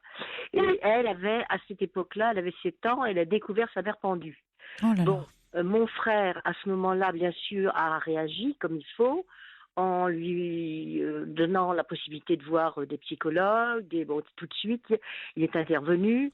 Même il a eu des réflexions de certains médecins, puisqu'il a continué à continuer cet acheminement médical, longtemps d'ailleurs, jusqu'à ce qu'il entende dire une psychologue lui dire mais monsieur, votre fille n'a absolument pas besoin de voir de médecin. Bon, alors je trouve quand même que c'était un petit peu curieux comme réaction quand on a un choc pareil de voir sa mère pendue. On a quand même 7 ans, on est quand même un peu conscient. On n'a pas 1 an, on n'a pas 6 mois, on n'a pas 8 mois, on a quand même 7 ans, vous voyez. Donc j'ai trouvé que c'était assez curieux. Bon, et à l'époque, je me rappelle, mon frère et moi, on lui avait dit, tu choisis la personne avec qui tu te sens à l'aise, mais malheureusement, elle n'a pas voulu continuer à se soigner par ce biais. Paraît-il qu'elle avait vu un psychologue avec qui elle s'entendait bien, qui est parti à la retraite. Et ça a été fini, après, plus question qu'elle suive quoi que ce soit au niveau thérapie. Alors, vous voyez, mon souci est énorme parce que malheureusement, on sait parfois ce que ça donne, ce genre de maladie, jusqu'où ça peut aboutir. Et j'avoue que ayant en face elle un père qui est très malade, ça n'arrange pas la situation. Ce que vous voulez dire finalement, c'est que vous, Daniel, vous êtes la personne qui est la plus proche, puisqu'elle n'est plus sa maman Je suis sa tante. Ma mère a 94 ans, elle ne voit pratiquement plus et elle entend très mal. Et moi, je n'impose pas qu'elle aille voir sa grand-mère. Parce que malheureusement ma mère à l'âge qu'elle a, va décéder malheureusement un jour ou l'autre, et comme elle a déjà connu le deuil avec sa mère, je ne veux pas en plus, si vous voulez, qu'elle ait ça à rajouter au reste. Vous comprenez ce que je veux dire? Oui, donc sûr. Moi je la force pas d'aller voir sa grand-mère, qui n'est quand même pas non plus au top. Vous comprenez ce que je veux dire? Alors si bien que moi depuis des années j'ai usé ma santé par rapport à mes nièces. C'est-à-dire que j'étais auprès de leur père pour les ménager elles, mais c'est moi malheureusement qui en ai payé les conséquences indirectement, parce que dans ma vie privée, j'ai dû m'occuper de beaucoup de gens malades. Je retrouve ça maintenant avec mon frère, entre guillemets, et j'avoue qu'il y a saturation de ma part. Je suis lasse parce que mes nièces, évidemment, voyant que j'étais là, se sont un peu reposées sur moi malgré tout, vous comprenez? Vos nièces, parce qu'elle a une sœur, votre nièce? Oui, elle a une sœur, mais sa sœur aînée est à Orléans. D'accord. Et vu la situation, ma nièce qui est très volontaire, elle a trouvé du travail. Elle a accepté une psychothérapie régulière. Son ami qui a fait un burn-out parce qu'il était harcelé dans son travail, il est conseiller juridique dans le travail, a repris quand même son travail là, à mi-temps. Et maintenant, je pense qu'à partir d'avril, il va travailler normalement, vous voyez. Disons que je m'inquiète moins pour l'aîné parce que il y a quand même, on sent que ce sont 2 personnes quand même qui ont envie de s'en sortir. Mais le problème, c'est que elle ne peut pas se libérer facilement parce que elle a un contrat qui n'est pas indéterminé. Donc, quand on est comme ça dans des contrats de travail qui ne sont pas sûrs, elle ne peut pas forcément, vous voyez, au niveau finance non plus, elle est obligée de faire attention. D'autant plus qu'elle aide mon frère financièrement. Moi, j'aide mon frère qui est endetté, je l'ai aidé tout le temps. Je lui achetais ses vêtements, je lui achetais ses chaussures, je lui achetais ses produits d'entretien. Depuis 5 ans, je ne vais pas en vacances pour aider mon frère financièrement. Autrement, à l'heure actuelle, il serait dans la rue. C'est ce que m'a dit un de ses amis. Il m'a dit, t'aurais pas été là, ton frère, c'est dans la rue. Bon, mais si vous voulez, moi, maintenant, je fatigue. J'ai 66 ans. Je n'ai plus la même force qu'avant, vous voyez, et je ne suis plus, bien sûr, la temps de travail, je travaille toujours, mais mes nièces, comme je leur ai donné l'habitude de se reposer entièrement sur moi, elles n'ont pas fait d'efforts. Et dernièrement, j'étais obligée de leur dire, regardez, je suis fatiguée. Je suis fatiguée, maintenant c'est quand même à vous de vous occuper de votre père. J'ai fait le maximum, mais il y a un moment donné où je ne peux plus. Moi, dans ma vie privée, j'ai perdu beaucoup de gens de maladie, aussi. Alors, si vous voulez, je vois ça maintenant avec mon frère. Donc, il y a une sorte de lassitude qui est normale, qui est humain. Je ne suis pas une surfemme. Donc, je trouve que c'est humain de ma part, je ne peux plus. Il y a un moment donné où je n'en peux plus, vous voyez. Oui, on sent même de la colère dans votre voix, Daniel. C'est-à-dire que de la colère, dans le sens que tout ce que j'ai fait, vous comprenez, pourquoi il y a ce sentiment de colère, d'impuissance, voilà. Devant la maladie, je me suis rendu compte que j'étais impuissante. Vous savez très bien, certaines maladies, malheureusement, on ne peut pas empêcher certaines choses. Si la personne ne veut pas te soigner, c'était le cas de mon frère, c'était quelqu'un qui n'a pas été rigoureux. Il aurait dû se soigner quand vous avez du diabète, évidemment, on est obligé de faire très attention. Et mon frère m'a toujours dit, je ne suis pas rigoureux, je le sais. Bon, mais en attendant, si vous voulez, il nous a pas du tout rassurés. Et moi, j'ai vécu ça pendant des années. Vous comprenez ce que je veux dire? Vous aviez peur pour votre frère et maintenant vous avez peur pour votre nièce. Voilà. Donc, si vous voulez, moi, j'ai eu l'impression, vous voyez, que je ne pouvais rien faire. Le médecin de mon frère m'avait dit, votre frère est ingérable. Quand j'ai dit ça à mon frère, j'ai dit, va voir un autre médecin. Regarde, le médecin vient de me dire que tu es ingérable. Va voir un autre médecin. Évidemment, mon frère n'a pas vu d'autres médecins. Et maintenant, vous savez que c'est très difficile de changer de médecin, puisque quand les médecins ont des patients, ils ne prennent pas d'autres patients. On est à une époque où c'est très difficile de trouver un médecin. Donc mon frère n'a pas fait l'effort, il m'a dit mais non, il connaît, il va falloir que je recommence à zéro, il va ceci, cela. Il n'a pas voulu faire l'effort, voyez-vous, de ce côté-là. Donc, ce qu'il ne s'est pas rendu compte, puisque lui était malade, il était malade mon frère, il a vu sa femme pendue, il était malade. Donc je pense qu'il ne s'est pas rendu compte qu'autour de lui, eh bien, il faisait beaucoup de mal. Il ne s'en rendait pas compte que les autres personnes qu'il voyait comme ça... Oui, ce sont les dommages collatéraux, c'est-à-dire qu'il y a un drame et ensuite tout part à volo aussi, tout autour. Voilà. Et si vous voulez, il ne se rendait pas compte que sa famille, quand on aime quelqu'un, à ce moment-là, c'est que je n'aurais pas aimé mon frère, ça m'aurait rien fait du tout. Mais quand je le voyais comme ça, c'est une sorte de suicide à petit feu, si vous voulez, il nous a donné cette image, d'un suicide à petit feu. Au lieu de se suicider tout de suite après que ma belle-sœur soit décédée, le médecin ma gynéco m'avait dit qu'elle connaissait un médecin qui avait fait ça. Il avait découvert sa femme pendue, il s'est suicidé peu de temps après. Bon, mon frère, lui, il n'a pas fait ça. Vous voyez ce que je veux dire? Il a fait ça par étapes. Mais quelle charge, quelle tristesse, quel drame pour ces deux filles qui ont vu d'abord leur mère se suicider, ensuite leur père ne pas se soigner. Ah, ben ça, c'est une continuité, si vous voulez. Alors, comment voulez-vous qu'elle puisse être bien? Alors, elle fume. Un jour, j'ai dit à Jeanne, mais tu sais que l'air est déjà pollué. Tu pollues encore plus tes poumons en fumant. Elle m'a dit, il faut bien mourir de quelque chose. Bon, voilà la réflexion des jeunes maintenant. Il faut bien mourir de quelque chose. Bon, elle se rend pas compte que ça se rajoute encore à la pollution, si vous fumez en plus. Donc, voilà. Alors, elle fume. Et si vous voulez, c'est un plus. J'ai essayé de lui faire peur en disant, tu sais qu'on peut avoir des cancers de l'utérus, on peut avoir certains cancers à développer, etc. à cause de ça, mais vous savez très bien que les paroles, c'est inutile. Les paroles, ça sert strictement à rien, les paroles. On l'entend, c'est comme si on vous entend pas.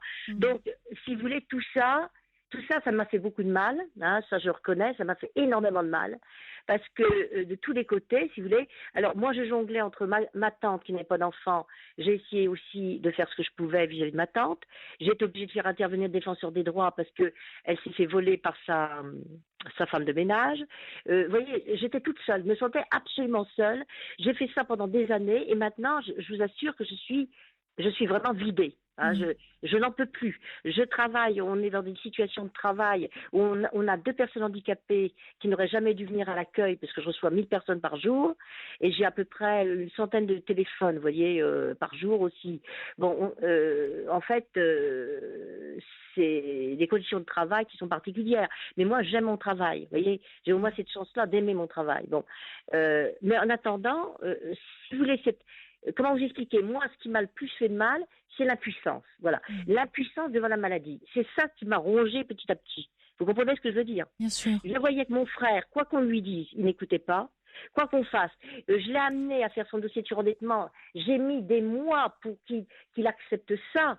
Qu'il accepte un dossier de surendettement. J'ai mis des mois pour l'emmener, pour qu'il aille dans un centre de diabétologie. J'ai mis des mois. Alors, vous savez, à un moment donné, vous dites, mais c'est terrible. On a l'impression, on ne peut pas soigner la personne qui ne veut pas se soigner, malgré elle. Et ça, c'est très important, ce que vous dites, Daniel. C'est-à-dire qu'on ne peut pas aider quelqu'un qui ne veut pas s'aider. Voilà. Et c'est terrible parce que moi, j'ai eu énormément. Vous voyez, ça m'a fait du mal de constater ça. Enfin, comment je veux dire, de voir ça, que ça. Je sais pas comment vous expliquer. Vous voyez, cet état-là m'a fait beaucoup de mal. Mais là, votre frère, pour reprendre les choses, Oui. voilà, de façon très concrète, votre frère, là, il est hospitalisé. Oui, il est hospitalisé. Oui, Donc depuis là, le mois juin dernier où il a fait son AVC, voilà. il est paralysé du côté gauche, si vous voulez, et il fume quand même. Hein. Oui, d'accord, mais Daniel, il y a un moment où vous pouvez pas décider à la place de l'autre. Non, je peux plus. Voilà. Je peux plus, mais vous savez, pour moi, c'est très dur parce que quand vous aimez quelqu'un et Bien que sûr. vous assistez à ça, que vous savez que c'est comme si il y a des moments, vous savez, j'étais à me penser, mais je dis, est-ce que vraiment il nous aime pour nous faire autant de mal? Comment ça se fait quand même si c'est pas dit, bon sang, j'ai la chance d'avoir une mère, une sœur, mes filles, des amis, il avait ses collègues, il avait tout, mon frère.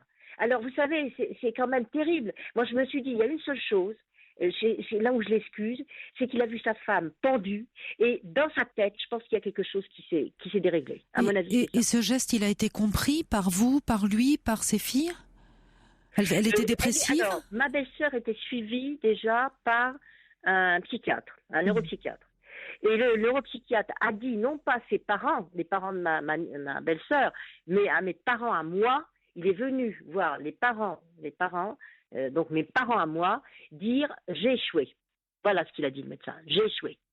Elle était névrosée, c'était une personne qui était névrosée. D'accord. Et très dépressive, pour faire ça. Oui, névrosée. Donc, parce que, en fait, son histoire était la suivante. Hein. Sa mère l'avait entendue dans le noir. Si vous voulez, elle a été, comment dire, conçue hors mariage. Or, à cette époque-là, bon, ça ne se faisait pas. Peut-être plus maintenant, on ne prête pas autant attention. Enfin, c'était toute une histoire d'avoir été conçue en dehors du mariage, etc. Donc, sa mère a fait une sorte de dépression et sa fille, malheureusement, a ressenti ça, si vous voulez.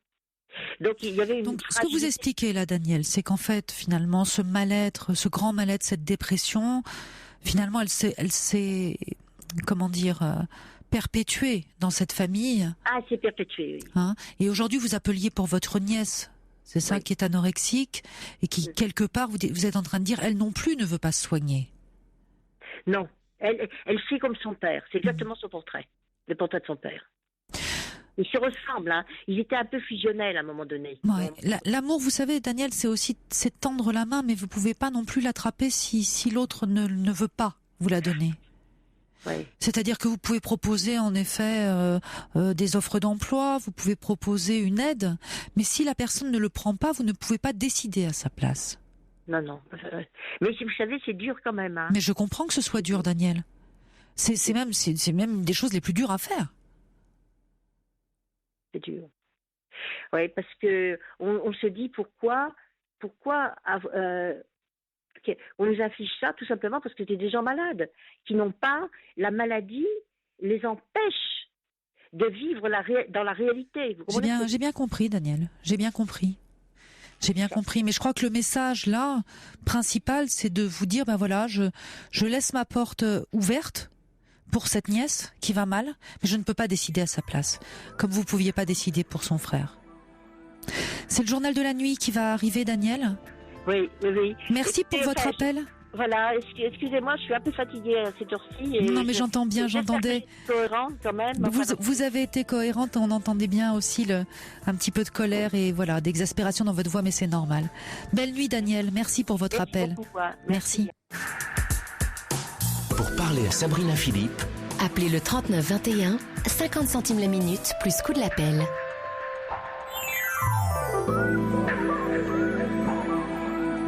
elle accompagne vos nuits. La libre antenne, Sabrina Philippe sur Europe 1.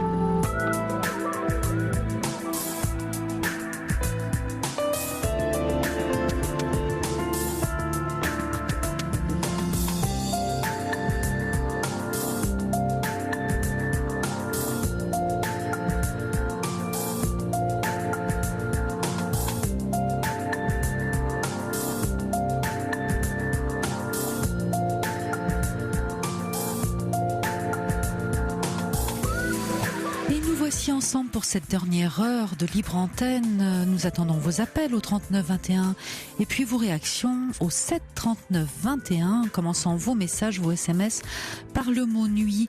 Et en parlant de messages, merci à tous les auditeurs qui ont donné tant d'indications à Alexia qui avait des problèmes avec son syndic, qui ont laissé également des messages vocaux sur le répondeur du 39 21. Nous allons lui transmettre hors antenne, bien sûr. Et c'est Pablo qui nous rejoint maintenant. Bonsoir Pablo. Bonsoir. Bonsoir. Je suis à l'antenne. Vous êtes à l'antenne. Bon, déjà c'est bonsoir à vous, bonsoir à tout le monde. Bonsoir. Je suis un peu stressé parce que c'est la première fois que je passe à la radio en fait. Donc en fait voilà. On va essayer de vous mettre à l'aise. Ah merci. En fait voilà, moi je vous appelle pour vous raconter un petit peu mon histoire. En fait, moi je viens de l'île de la Réunion, oui. D'accord. Et je suis donc en métropole depuis 6 mois.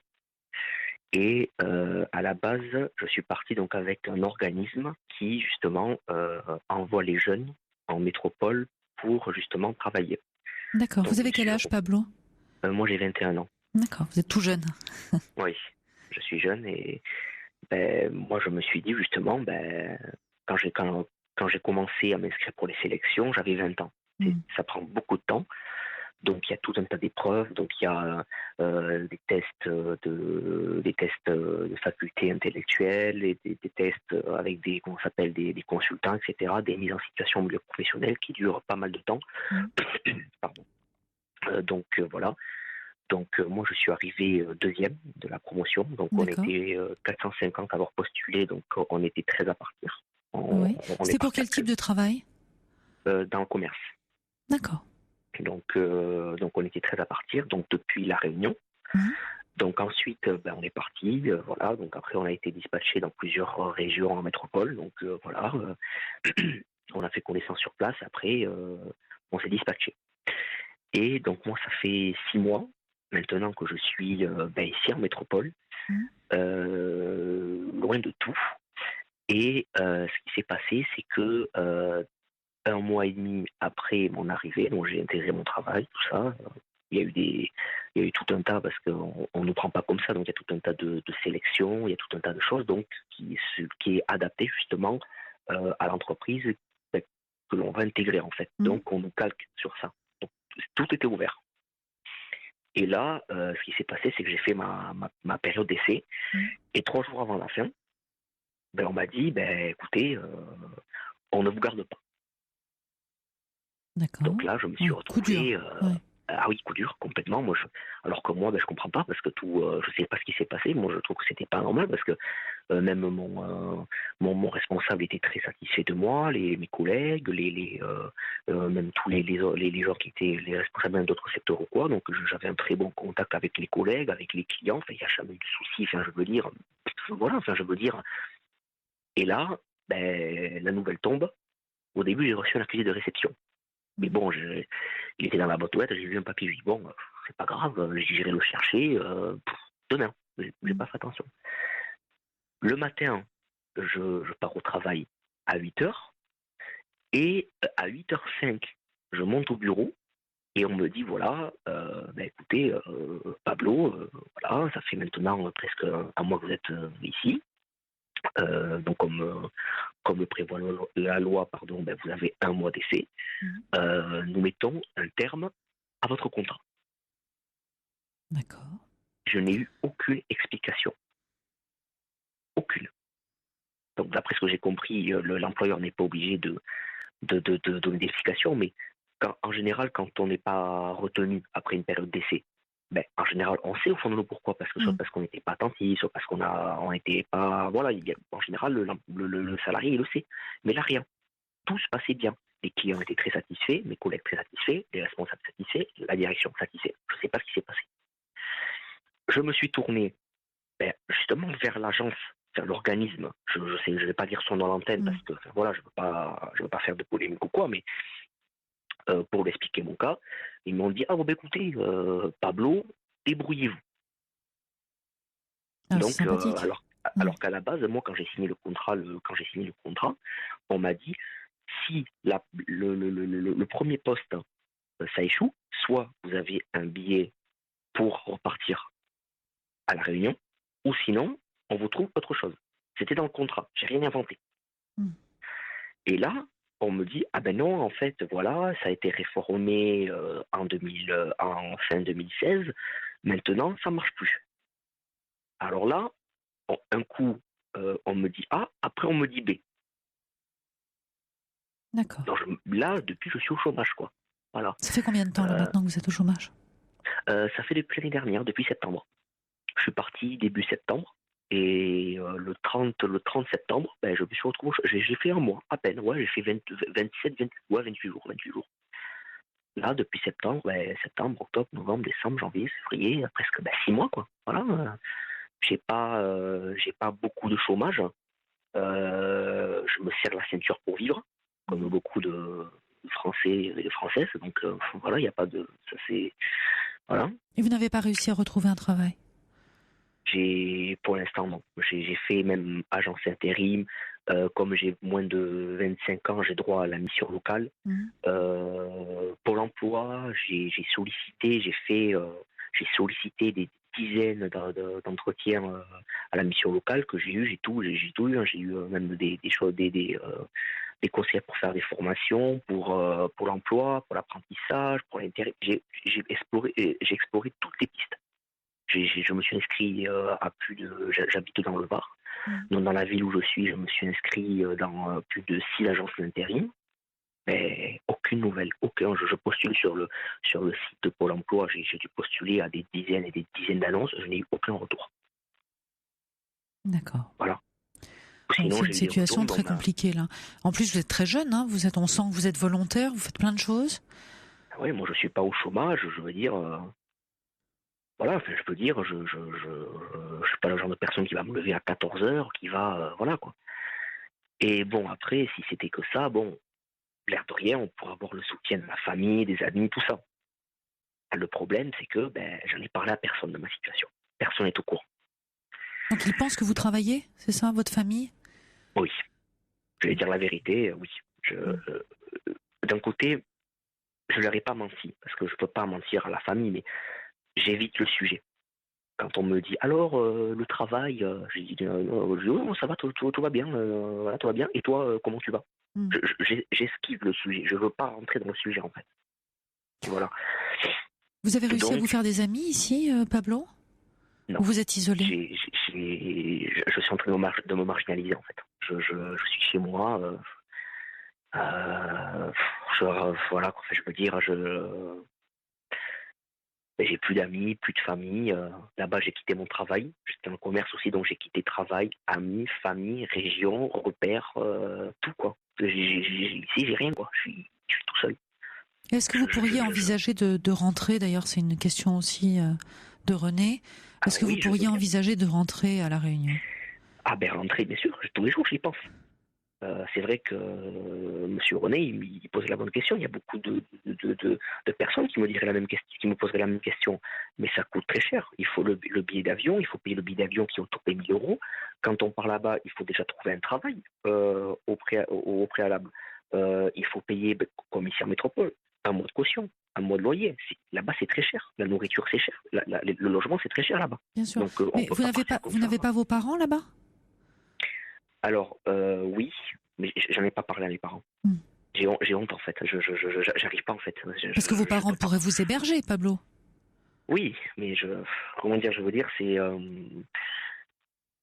comment dire, moi, en fait, si vous voulez, mes parents, je suis issu d'une famille où, quand on part de chez ses parents, on est parti.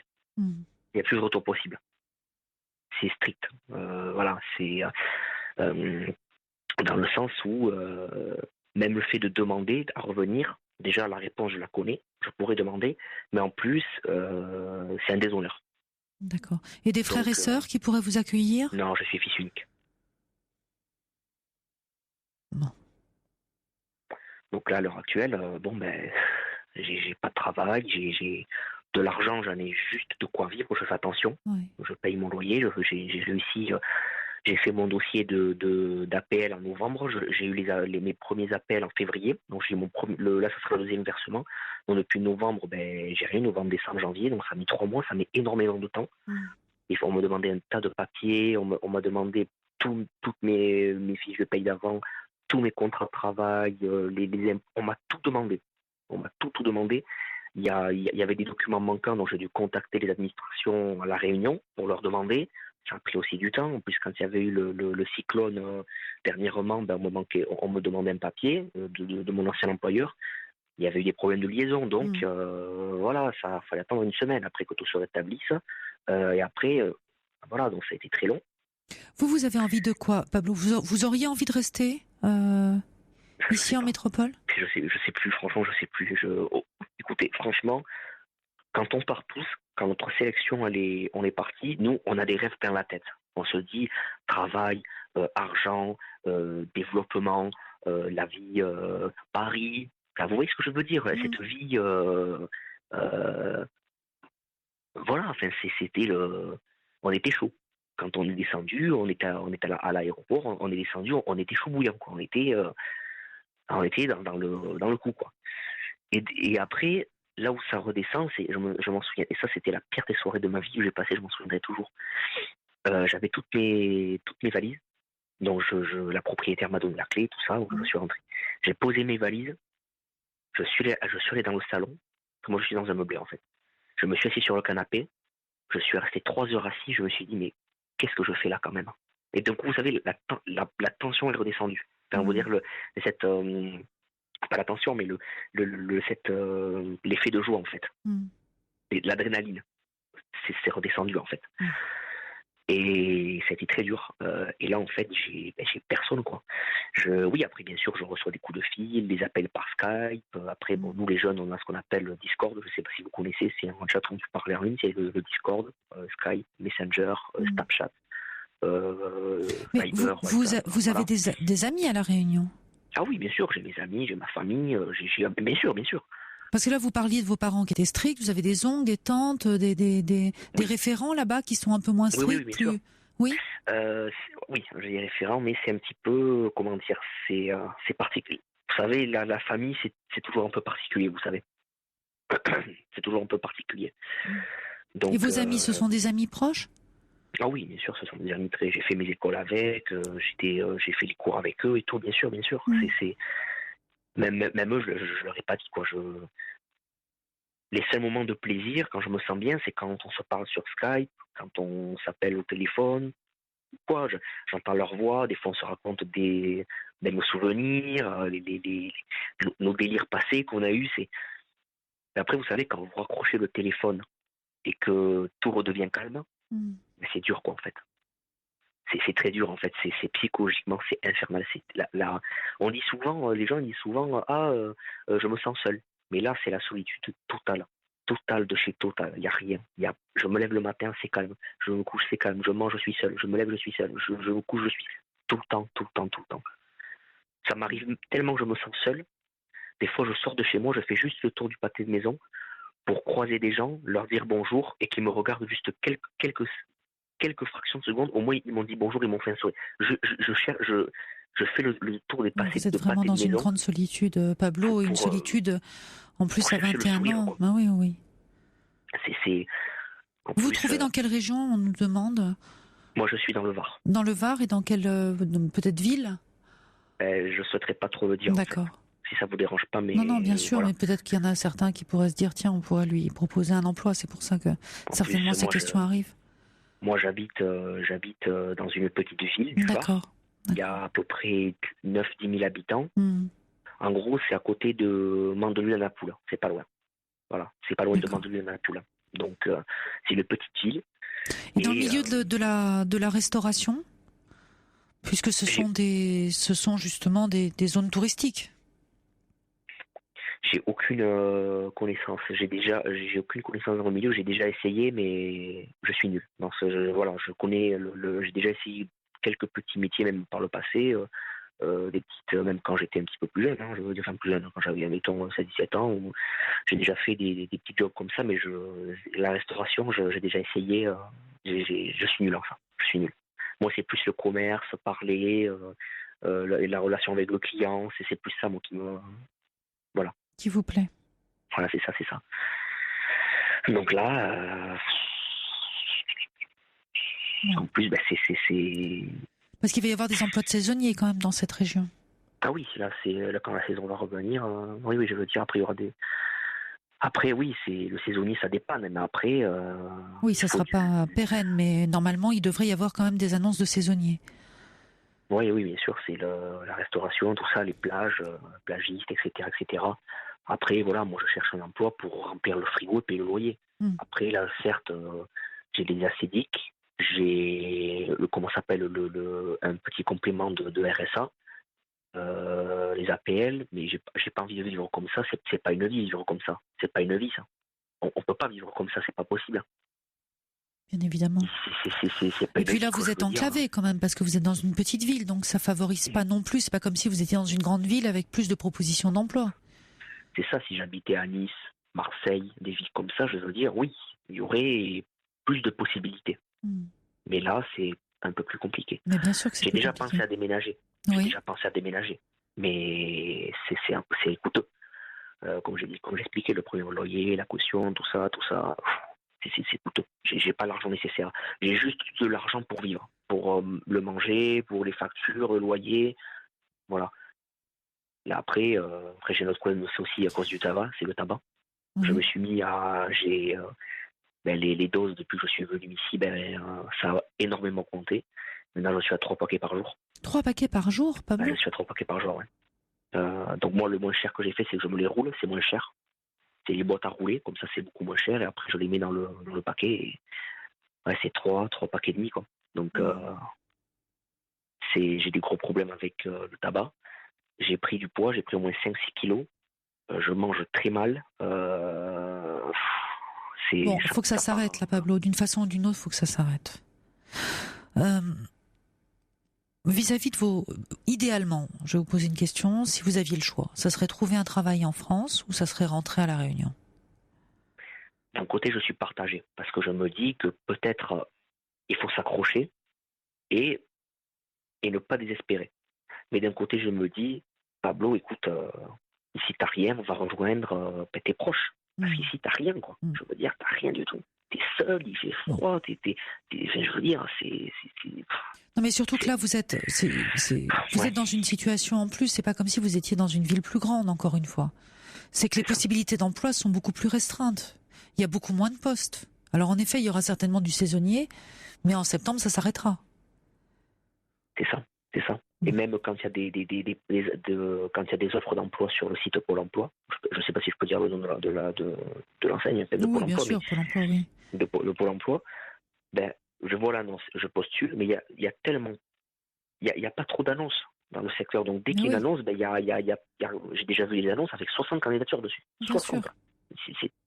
Plus il y a de candidatures, plus les chances sont maigres. Donc je postule quand même. On ne sait jamais. Des fois, bon.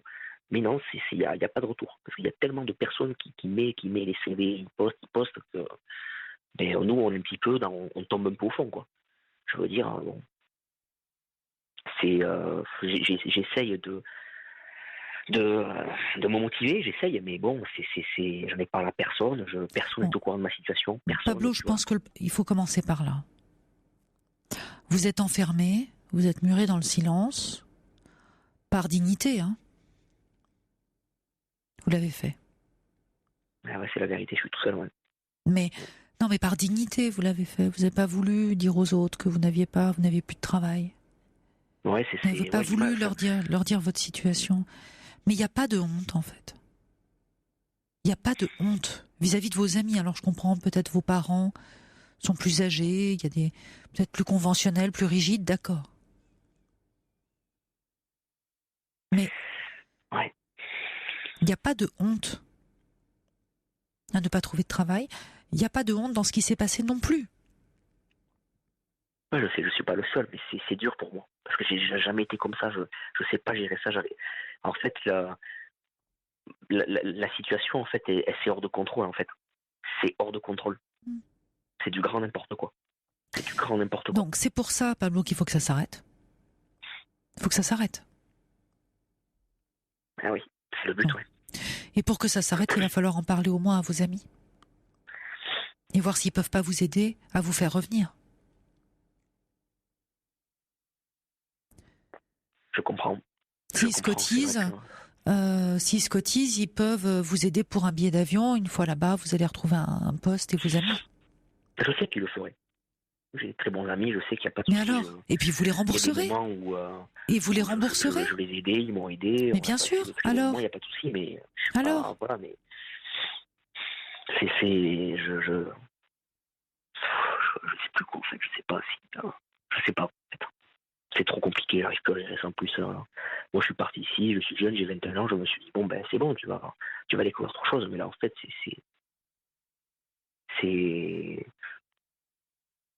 c'est pesant, en fait. Oui. En plus, le truc, c'est qu'en fait, après, c'est pas tout, en fait. Le truc, c'est qu'en fait, bon, je vais pas donner de nom ou quoi, mais parce qu'en fait, si, vous savez ce que c'est un youtubeur? Oui, bien sûr. Donc, en fait, moi, je suis youtubeur. Je fais des vidéos sur Internet et j'ai des milliers d'abonnés qui me suivent. Et j'ai des milliers de vues par vidéo, j'ai des milliers d'abonnés, donc j'ai une communauté qui est très présente. Et dans certaines des vidéos, il y a des gens qui relèvent que des fois je parle bizarrement, que on sent que je suis pas un petit peu stressé. Ils sentent il y en a certains qui me suivent depuis très très longtemps, qui savent que ça va pas en fait. Ils se rendent compte que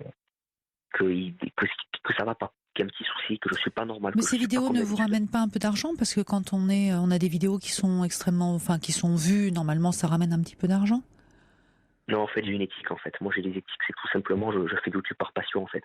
Après, on va pas rentrer dans le débat, parce qu'après, il y a beaucoup de chaînes YouTube qui font ce qu'on appelle des titres, ce qu'on appelle putaclic, pour attirer les vues, de l'argent, et c'est pas propre, quoi. Moi, j'ai créé une chaîne YouTube authentique, je fais ça par passion, en fait. C'est vraiment, je sais très bien que si je monétise mes vidéos, je pourrais me faire de l'argent dessus. Mais j'ai pas envie de le faire, en fait. C'est une éthique. J'ai toujours fait comme ça, et vous comprenez ce que je veux dire. Peut-être qu'il y en a qui écoutent et qui se disent, tiens, monétise, qu'est-ce que tu fais? Mais ça fait partie des règles de ma chaîne, en fait. Vous comprenez ce que je veux dire? Et il y en a qui le sentent. J'en ai jamais parlé, mais même fait une vidéo sur ça ou quoi, parce que je ne raconte pas ma vie privée. Je suis très, moi, je suis là pour, comme on dit, kiffer avec ma communauté, sur Snapchat, en commentaire, etc. Je fais des lives avec mes abonnés, on passe du bon moment, mais ça me permet aussi de tenir le coup d'un côté. Ma chaîne YouTube me permet de tenir le coup aussi, quand je lis les commentaires des gens, quand je fais des lives sur YouTube, quand on rigole, on passe du temps ensemble. Et ça m'aide, ça aussi, ça m'aide aussi beaucoup. Ils le savent pas, mais ça m'aide. Ma communauté m'aide beaucoup. Même si c'est du virtuel, mais ils m'aident beaucoup. Ça me permet un petit peu aussi de tenir bon, en fait. Donc même des fois, comme on dit, des fois la gloire, c'est pas la gloire. Des fois, c'est pas parce qu'on a la gloire qu'on est bien, quoi, en fait. Voilà, je veux dire, moi, je fais des milliers de vues, j'ai des milliers d'abonnés. Il y a des forums sur Internet où je suis ultra connu, mais je veux dire, malgré tout, je suis pas bien, quoi, en fait. Oui. La notoriété, ça veut rien dire. C'est pas parce que, c'est sûr, ça fait plaisir quand on reçoit des messages en privé, même sur Snapchat ou quoi. Tiens, j'adore tes vidéos, je t'aime et tout. Oui, mais là, c'est pas, c'est du virtuel, voilà. Ça reste du virtuel, Pablo. Là, après, vous parliez de sortir dans la rue pour capter un regard et pour vous dire, on m'a vu. Voilà. Et après, justement, on bascule sur la réalité. Et c'est ça, la réalité. Vous savez, il y a beaucoup de SMS qui arrivent pour vous, là, et qui disent, retrouvez vos racines. Voilà, mettez de côté votre orgueil et puis ouvrez-vous à vos amis qui puissent vous aider à retourner à la Réunion. C'est pas de l'orgueil, c'est de la honte, en fait. J'ai honte. C'est pas j'ai jamais été orgueilleux, matérialiste ou non, c'est la honte, en fait. Je veux dire, Mais vous n'avez pas à avoir honte, voilà. Pablo. Aujourd'hui, dans la société dans laquelle on est, combien de jeunes, d'ailleurs il y a un autre SMS qui est arrivé, combien de jeunes sont remerciés à la fin d'un stage alors qu'ils étaient excellents, sont remerciés au bout d'une période d'essai? Combien de personnes sont remerciées de leur entreprise alors qu'elles ont fait un travail exceptionnel pendant des années, qu'on n'a absolument rien à leur reprocher, qu'elles ont participé à la prospérité de cette entreprise, Et elles sont remerciées du jour au lendemain. C'est la vérité, j'ai déjà vu ça. Mon collègue, je dis juste son prénom, Eric, 25 ans de boîte, remercié.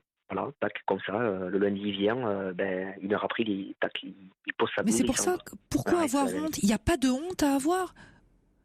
Ou alors vous vous rendez compte les millions de personnes qui devraient avoir honte en France aujourd'hui? Il n'y a pas de honte à avoir parce qu'on n'a pas pu garder son travail, parce qu'une entreprise ne souhaite pas vous garder, parce qu'on n'arrive pas à trouver un travail. Il n'y a pas de honte à avoir à ça. Franchement, je vais vous dire, mon ressenti, c'est que à l'heure actuelle, excusez-moi du terme, mais je me sens comme une merde en fait. Mais c'est ça qui va pas, Pablo. Et je pense que vous vous sentez comme ça parce que vous êtes trop enfermé. Vous êtes trop enfermé, vous avez perdu pied avec la réalité. C'est ça, je me marginalise. Je sais qu'au fond, je me marginalise. Donc il faut arrêter. Et pour arrêter de vous marginaliser, il faut sortir du silence. Il faut parler à vos amis. Et je crois que la situation... Il faut le faire. Il faut le faire. Très très proches qui m'ont vu, on a grandi et tout ensemble. Je pourrais leur dire. Je sais qu'après ils me jugeront pas parce qu'un ami ça juge pas son ami. Sinon. Évidemment. C'est pas les amis quoi. Donc, voilà. Mais on pourra très bien vous prêter une certaine somme pour que vous rentriez. Et puis vous allez retrouver un travail à La Réunion. Je sais très bien que si j'en parle à mes amis, à ma famille, je sais qu'ils vont m'aider. Après la famille c'est moins sûr, mais je sais qu'ils vont être choqués en fait. Quand je vais leur dire la vérité, ils vont être choqués, ils vont pas comprendre en fait. Ils vont m'aider.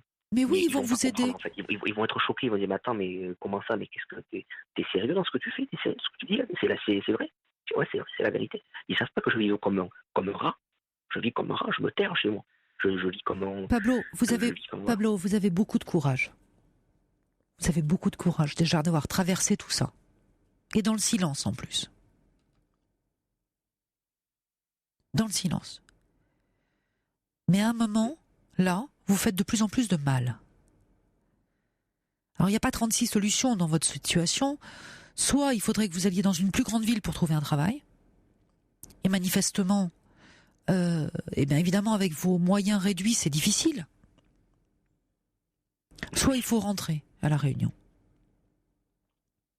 Où vous retrouverez un travail, vous aurez vos amis, et vous allez reprendre votre vie.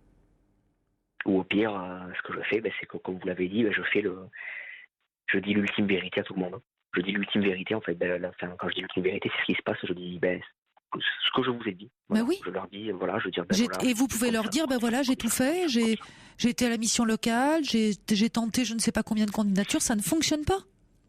Je suis pas une personne qui baisse les bras. Ça fait 6 mois que je relâche rien. Mais vous avez le droit, Pablo, de ne pas y arriver. Parce que ça arrive à tout le monde. Tout le monde. C'est la première fois que...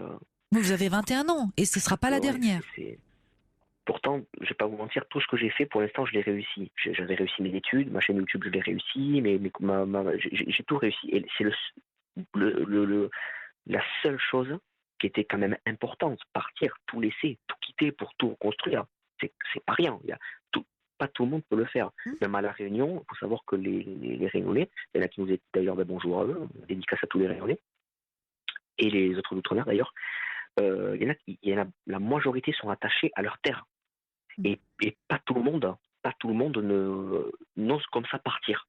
C'est vraiment, il faut vraiment, vous voyez ce que je veux dire? Il faut vraiment se dire, allez, on y va, il y a un bon filon, déjà, c'est très courageux de faire ça déjà.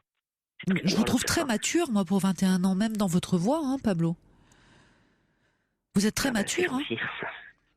Déjà, je suis une personne assez calme, je suis très discrète comme personne dans la vie réelle. Hein. Après, Internet, c'est Internet, c'est YouTube, mais dans la vie réelle, je suis très discrète. J'aime pas les embrouilles, les problèmes. Je parle très doucement et tout. Enfin, je suis une personne très posée, très calme. Et j'ai pas mal de facilité à communiquer avec les gens, et voilà, mais j'ai l'impression que ça me bloque en fait, cette histoire, ça me braque en fait, j'arrive pas à passer dessus en fait. Là, il y a un SMS qui est arrivé là, j'entends, il y a un SMS qui est arrivé et ça me semble une excellente idée. Pablo, faites réécouter votre podcast. C'est-à-dire ce qu'on est en train de dire là, vous savez que vous l'avez en podcast. Il y a un podcast de l'émission. Oui. Vous pouvez le faire réécouter à vos amis. Vous pouvez leur envoyer le lien. Vous pouvez faire beaucoup de choses avec. C'est pas une mauvaise idée. C'est pas une mauvaise idée. Mais est-ce que c'est sur le site ou du Oui, coup, bien sûr. je prends Le site d'Europe 1, bien sûr. Vous aurez en podcast dès demain l'émission de ce soir. Et vous pourrez leur envoyer le lien en disant voilà la vraie situation. Qu'est-ce que vous en pensez ?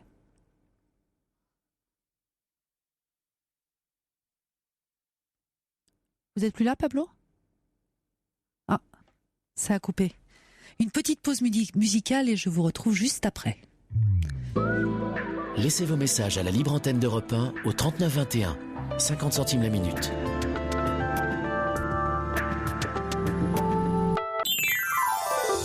Sur Europe 1, Sabrina Philippe vous écoute et vous accompagne. Et juste avant cette pause musicale, nous étions avec Pablo. Vous êtes revenu avec nous, Pablo ? Oui, excusez-moi, Vous êtes là ? bonjour à tous. Oui, ça fait rebonjour, ça a coupé en fait. Oui, ça a coupé. Et vous nous expliquiez qu'en fait, vous étiez dans une situation très compliquée puisque vous étiez en France, vous veniez de La Réunion. Vous avez perdu votre travail après la période d'essai alors qu'on vous avait promis un contrat. Et puis vous êtes retrouvé comme ça, sans travail, sans ressources, ici, alors que tous vos amis, votre famille est à La Réunion. C'est ça. C'est vrai que personne n'est au courant de la situation. Et ce qu'on était juste en train de dire, et ce qui me semblait peut-être une bonne idée, juste avant cette pause, c'est que vous puissiez faire écouter le podcast de l'émission à votre famille et à vos amis. Oui, alors justement, en attendant qu'on me rappelle, j'ai regardé sur le site, j'ai pas trouvé, je suis sur le podcast, je trouve pas, enfin il y a marqué podcast européen, culture économique, info, humour et politique. Mais vous allez le trouver, je vous assure, vous faites libre antenne et vous allez le trouver, vous le trouverez dès demain. D'accord. D'accord, il faut le temps que ça soit enregistré et remis sur le site. D'accord ? D'accord.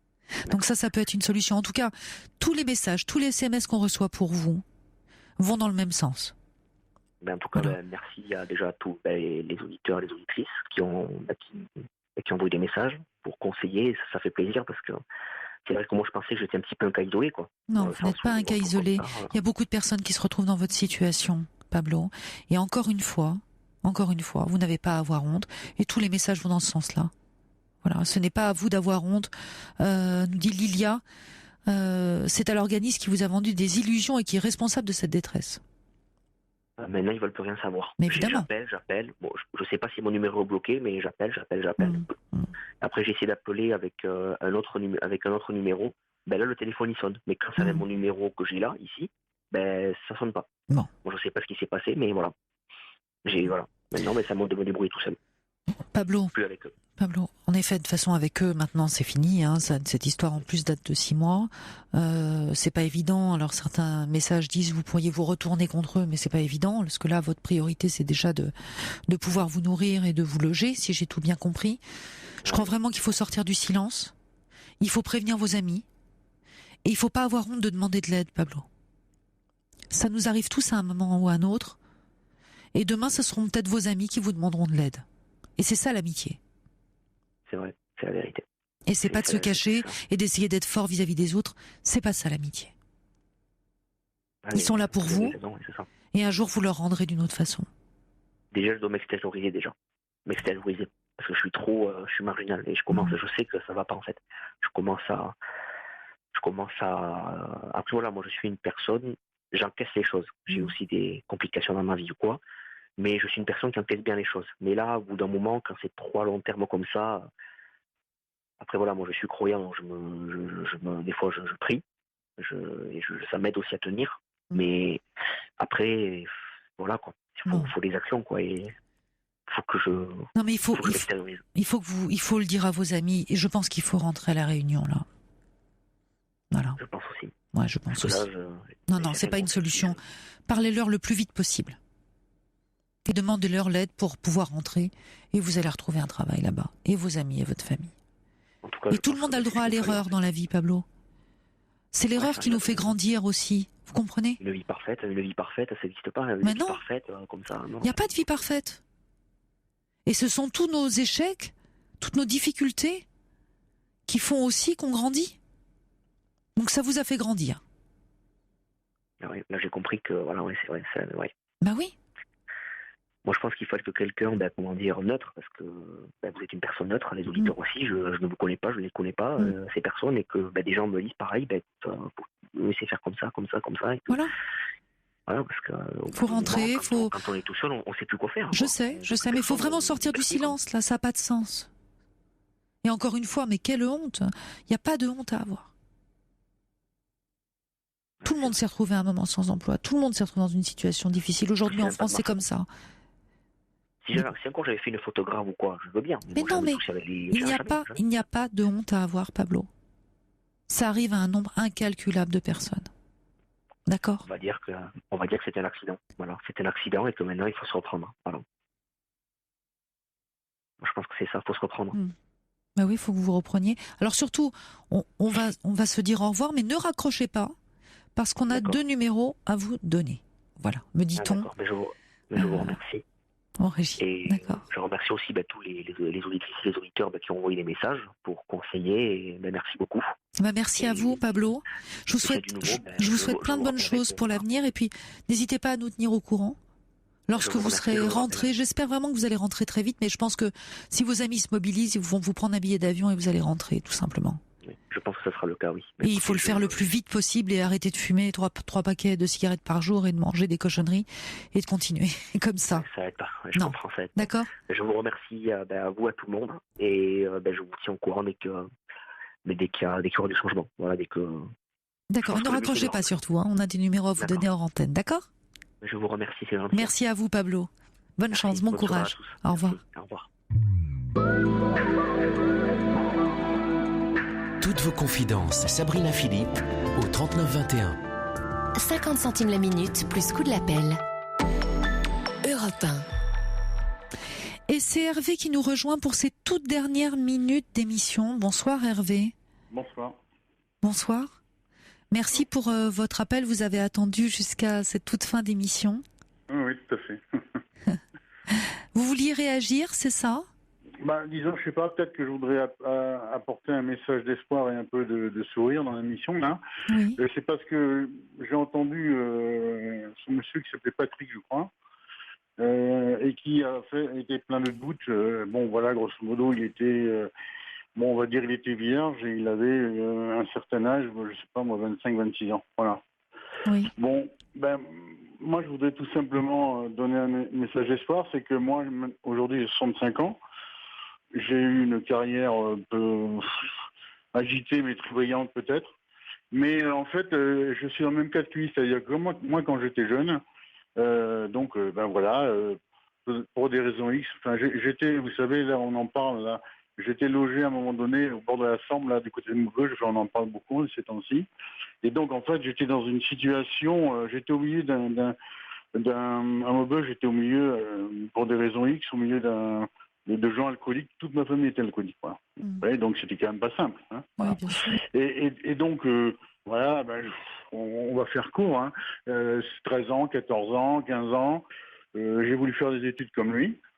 Donc je me suis un peu isolé. J'étais un peu comme lui aussi. Moi j'aime bien les gens introvertis. J'ai horreur des gens trop extrovertis.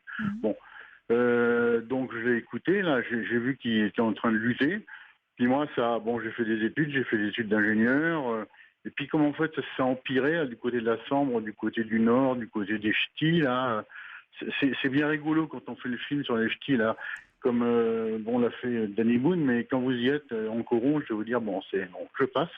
Et donc, en fait, je me suis isolé dans un couvent. J'avais une combine avec une grande famille du Nord. Et je me suis isolé au couvent de la Madeleine pendant 3 ans pour faire mes études. Donc, en fait, je suis arrivé, j'avais 25 ans et j'étais toujours vierge, voilà. Et en fait, ça me faisait pas, pour moi, c'était pas très grave, quoi. C'était d'ailleurs, je voulais lui dire. Alors donc, j'ai réfléchi, passe 24-25, j'ai eu mon premier emploi, 26 ans, toujours vierge, assez fier, pas fier, mais enfin c'était pas très grave, hein. Et puis, je suis arrivé après du côté, on va dire, on va pas le dire tout à fait. Enfin, je suis arrivé sur Cadarache, on va dire, et puis sur Aix-en-Provence. Et puis, j'ai lutté, comme il le dit, j'ai lutté, et puis. Vous avez lutté pour avoir des amis, pour avoir une vie sociale, comme il le disait. comme disait Patrick Oui, au début voilà. de cette émission, c'est ça? Voilà, parce que bon, en fait, moi, je suis fils unique. Hein, bon, puis vous savez, donc en fait, là, il y a eu une histoire de famille, c'est-à-dire mes parents. Ils ont mis 1000 kilomètres entre la famille du Nord et eux, et donc c'est-à-dire que j'ai attiré à Toulon. Moi, je suis né à Toulon. Voilà. Donc, tout seul, je connaissais pas mes grands-parents, je les ai connus il y a 10 ans. Enfin bon, j'avais une vie sociale, j'ai essayé d'en sortir. Hein, voilà, j'avais des copains, tout ça, il n'y a pas de souci. Mais j'ai pris mon premier emploi, donc à Cadarache, et j'étais toujours vierge, quoi. Voilà. Mais je veux dire, il faut qu'il s'y fasse. Moi, je pense que c'est super beau aussi. Enfin, il y a des choses quand on est vierge, quand on a 26 ans, qui sont pas si mal que ça. Voilà. Et alors moi, ça c'est fini. C'est pour lui dire, ça n'existait pas Internet. Hein. Et donc, pour rigoler un peu, la première chose, quand j'ai eu mon premier salaire, qui était assez conséquent, j'ai acheté un magnifique canapé en Italie, là, Sina. Et la deuxième chose que j'ai fait, j'ai dit, il va falloir te bouger, Hervé. Il va falloir trouver une femme, il va falloir te marier, il va falloir avoir des enfants, il va falloir t'en sortir, quoi. Donc c'était formidable d'être vierge, comme vous le disiez, mais pas tant que ça, parce que l'idée après le canapé, c'est de trouver la femme avec laquelle vous pourriez vous asseoir dessus. Ah oui, mais moi j'ai toujours, disons, je suis très normal, quoi. J'ai toujours rêvé d'avoir une famille, j'ai toujours rêvé de rencontrer une femme. Voilà, enfin bon, vous savez, je suis un peu brutal là parce que vous savez, j'ai de l'âge, quoi. Et bon, alors donc en fait, moi je vais lui dire parce que ça n'existait pas Internet. Alors j'étais sur Aix, il y avait un petit journal qui s'appelait, je sais pas quoi, le premier journal de rencontre parce que c'était assez évolué Aix sur ce sujet. Et donc moi j'avais passé une annonce qui s'appelait Jeune cadre précédent palette et pinceau neuf rencontrerait Joconde pour la coucher sur une toile. D'accord. Alors là j'ai eu des dizaines de réponses, je ne sais pas pourquoi. Et puis, après, voilà, donc, en fait, moi j'avais écrit sur mon papier, les dames, elles ne comprenaient pas ce que ça voulait dire. Et puis, donc, une gentille infirmière, on s'est rencontrés sur le Cours Mirabeau. Elle était très contente, bon, voilà, elle était toute excitée, je sais pas, moi, il faisait beau, voilà, puis c'est parti comme ça. D'accord. Et puis, quand on est arrivé au lit, c'était à Marseille, donc,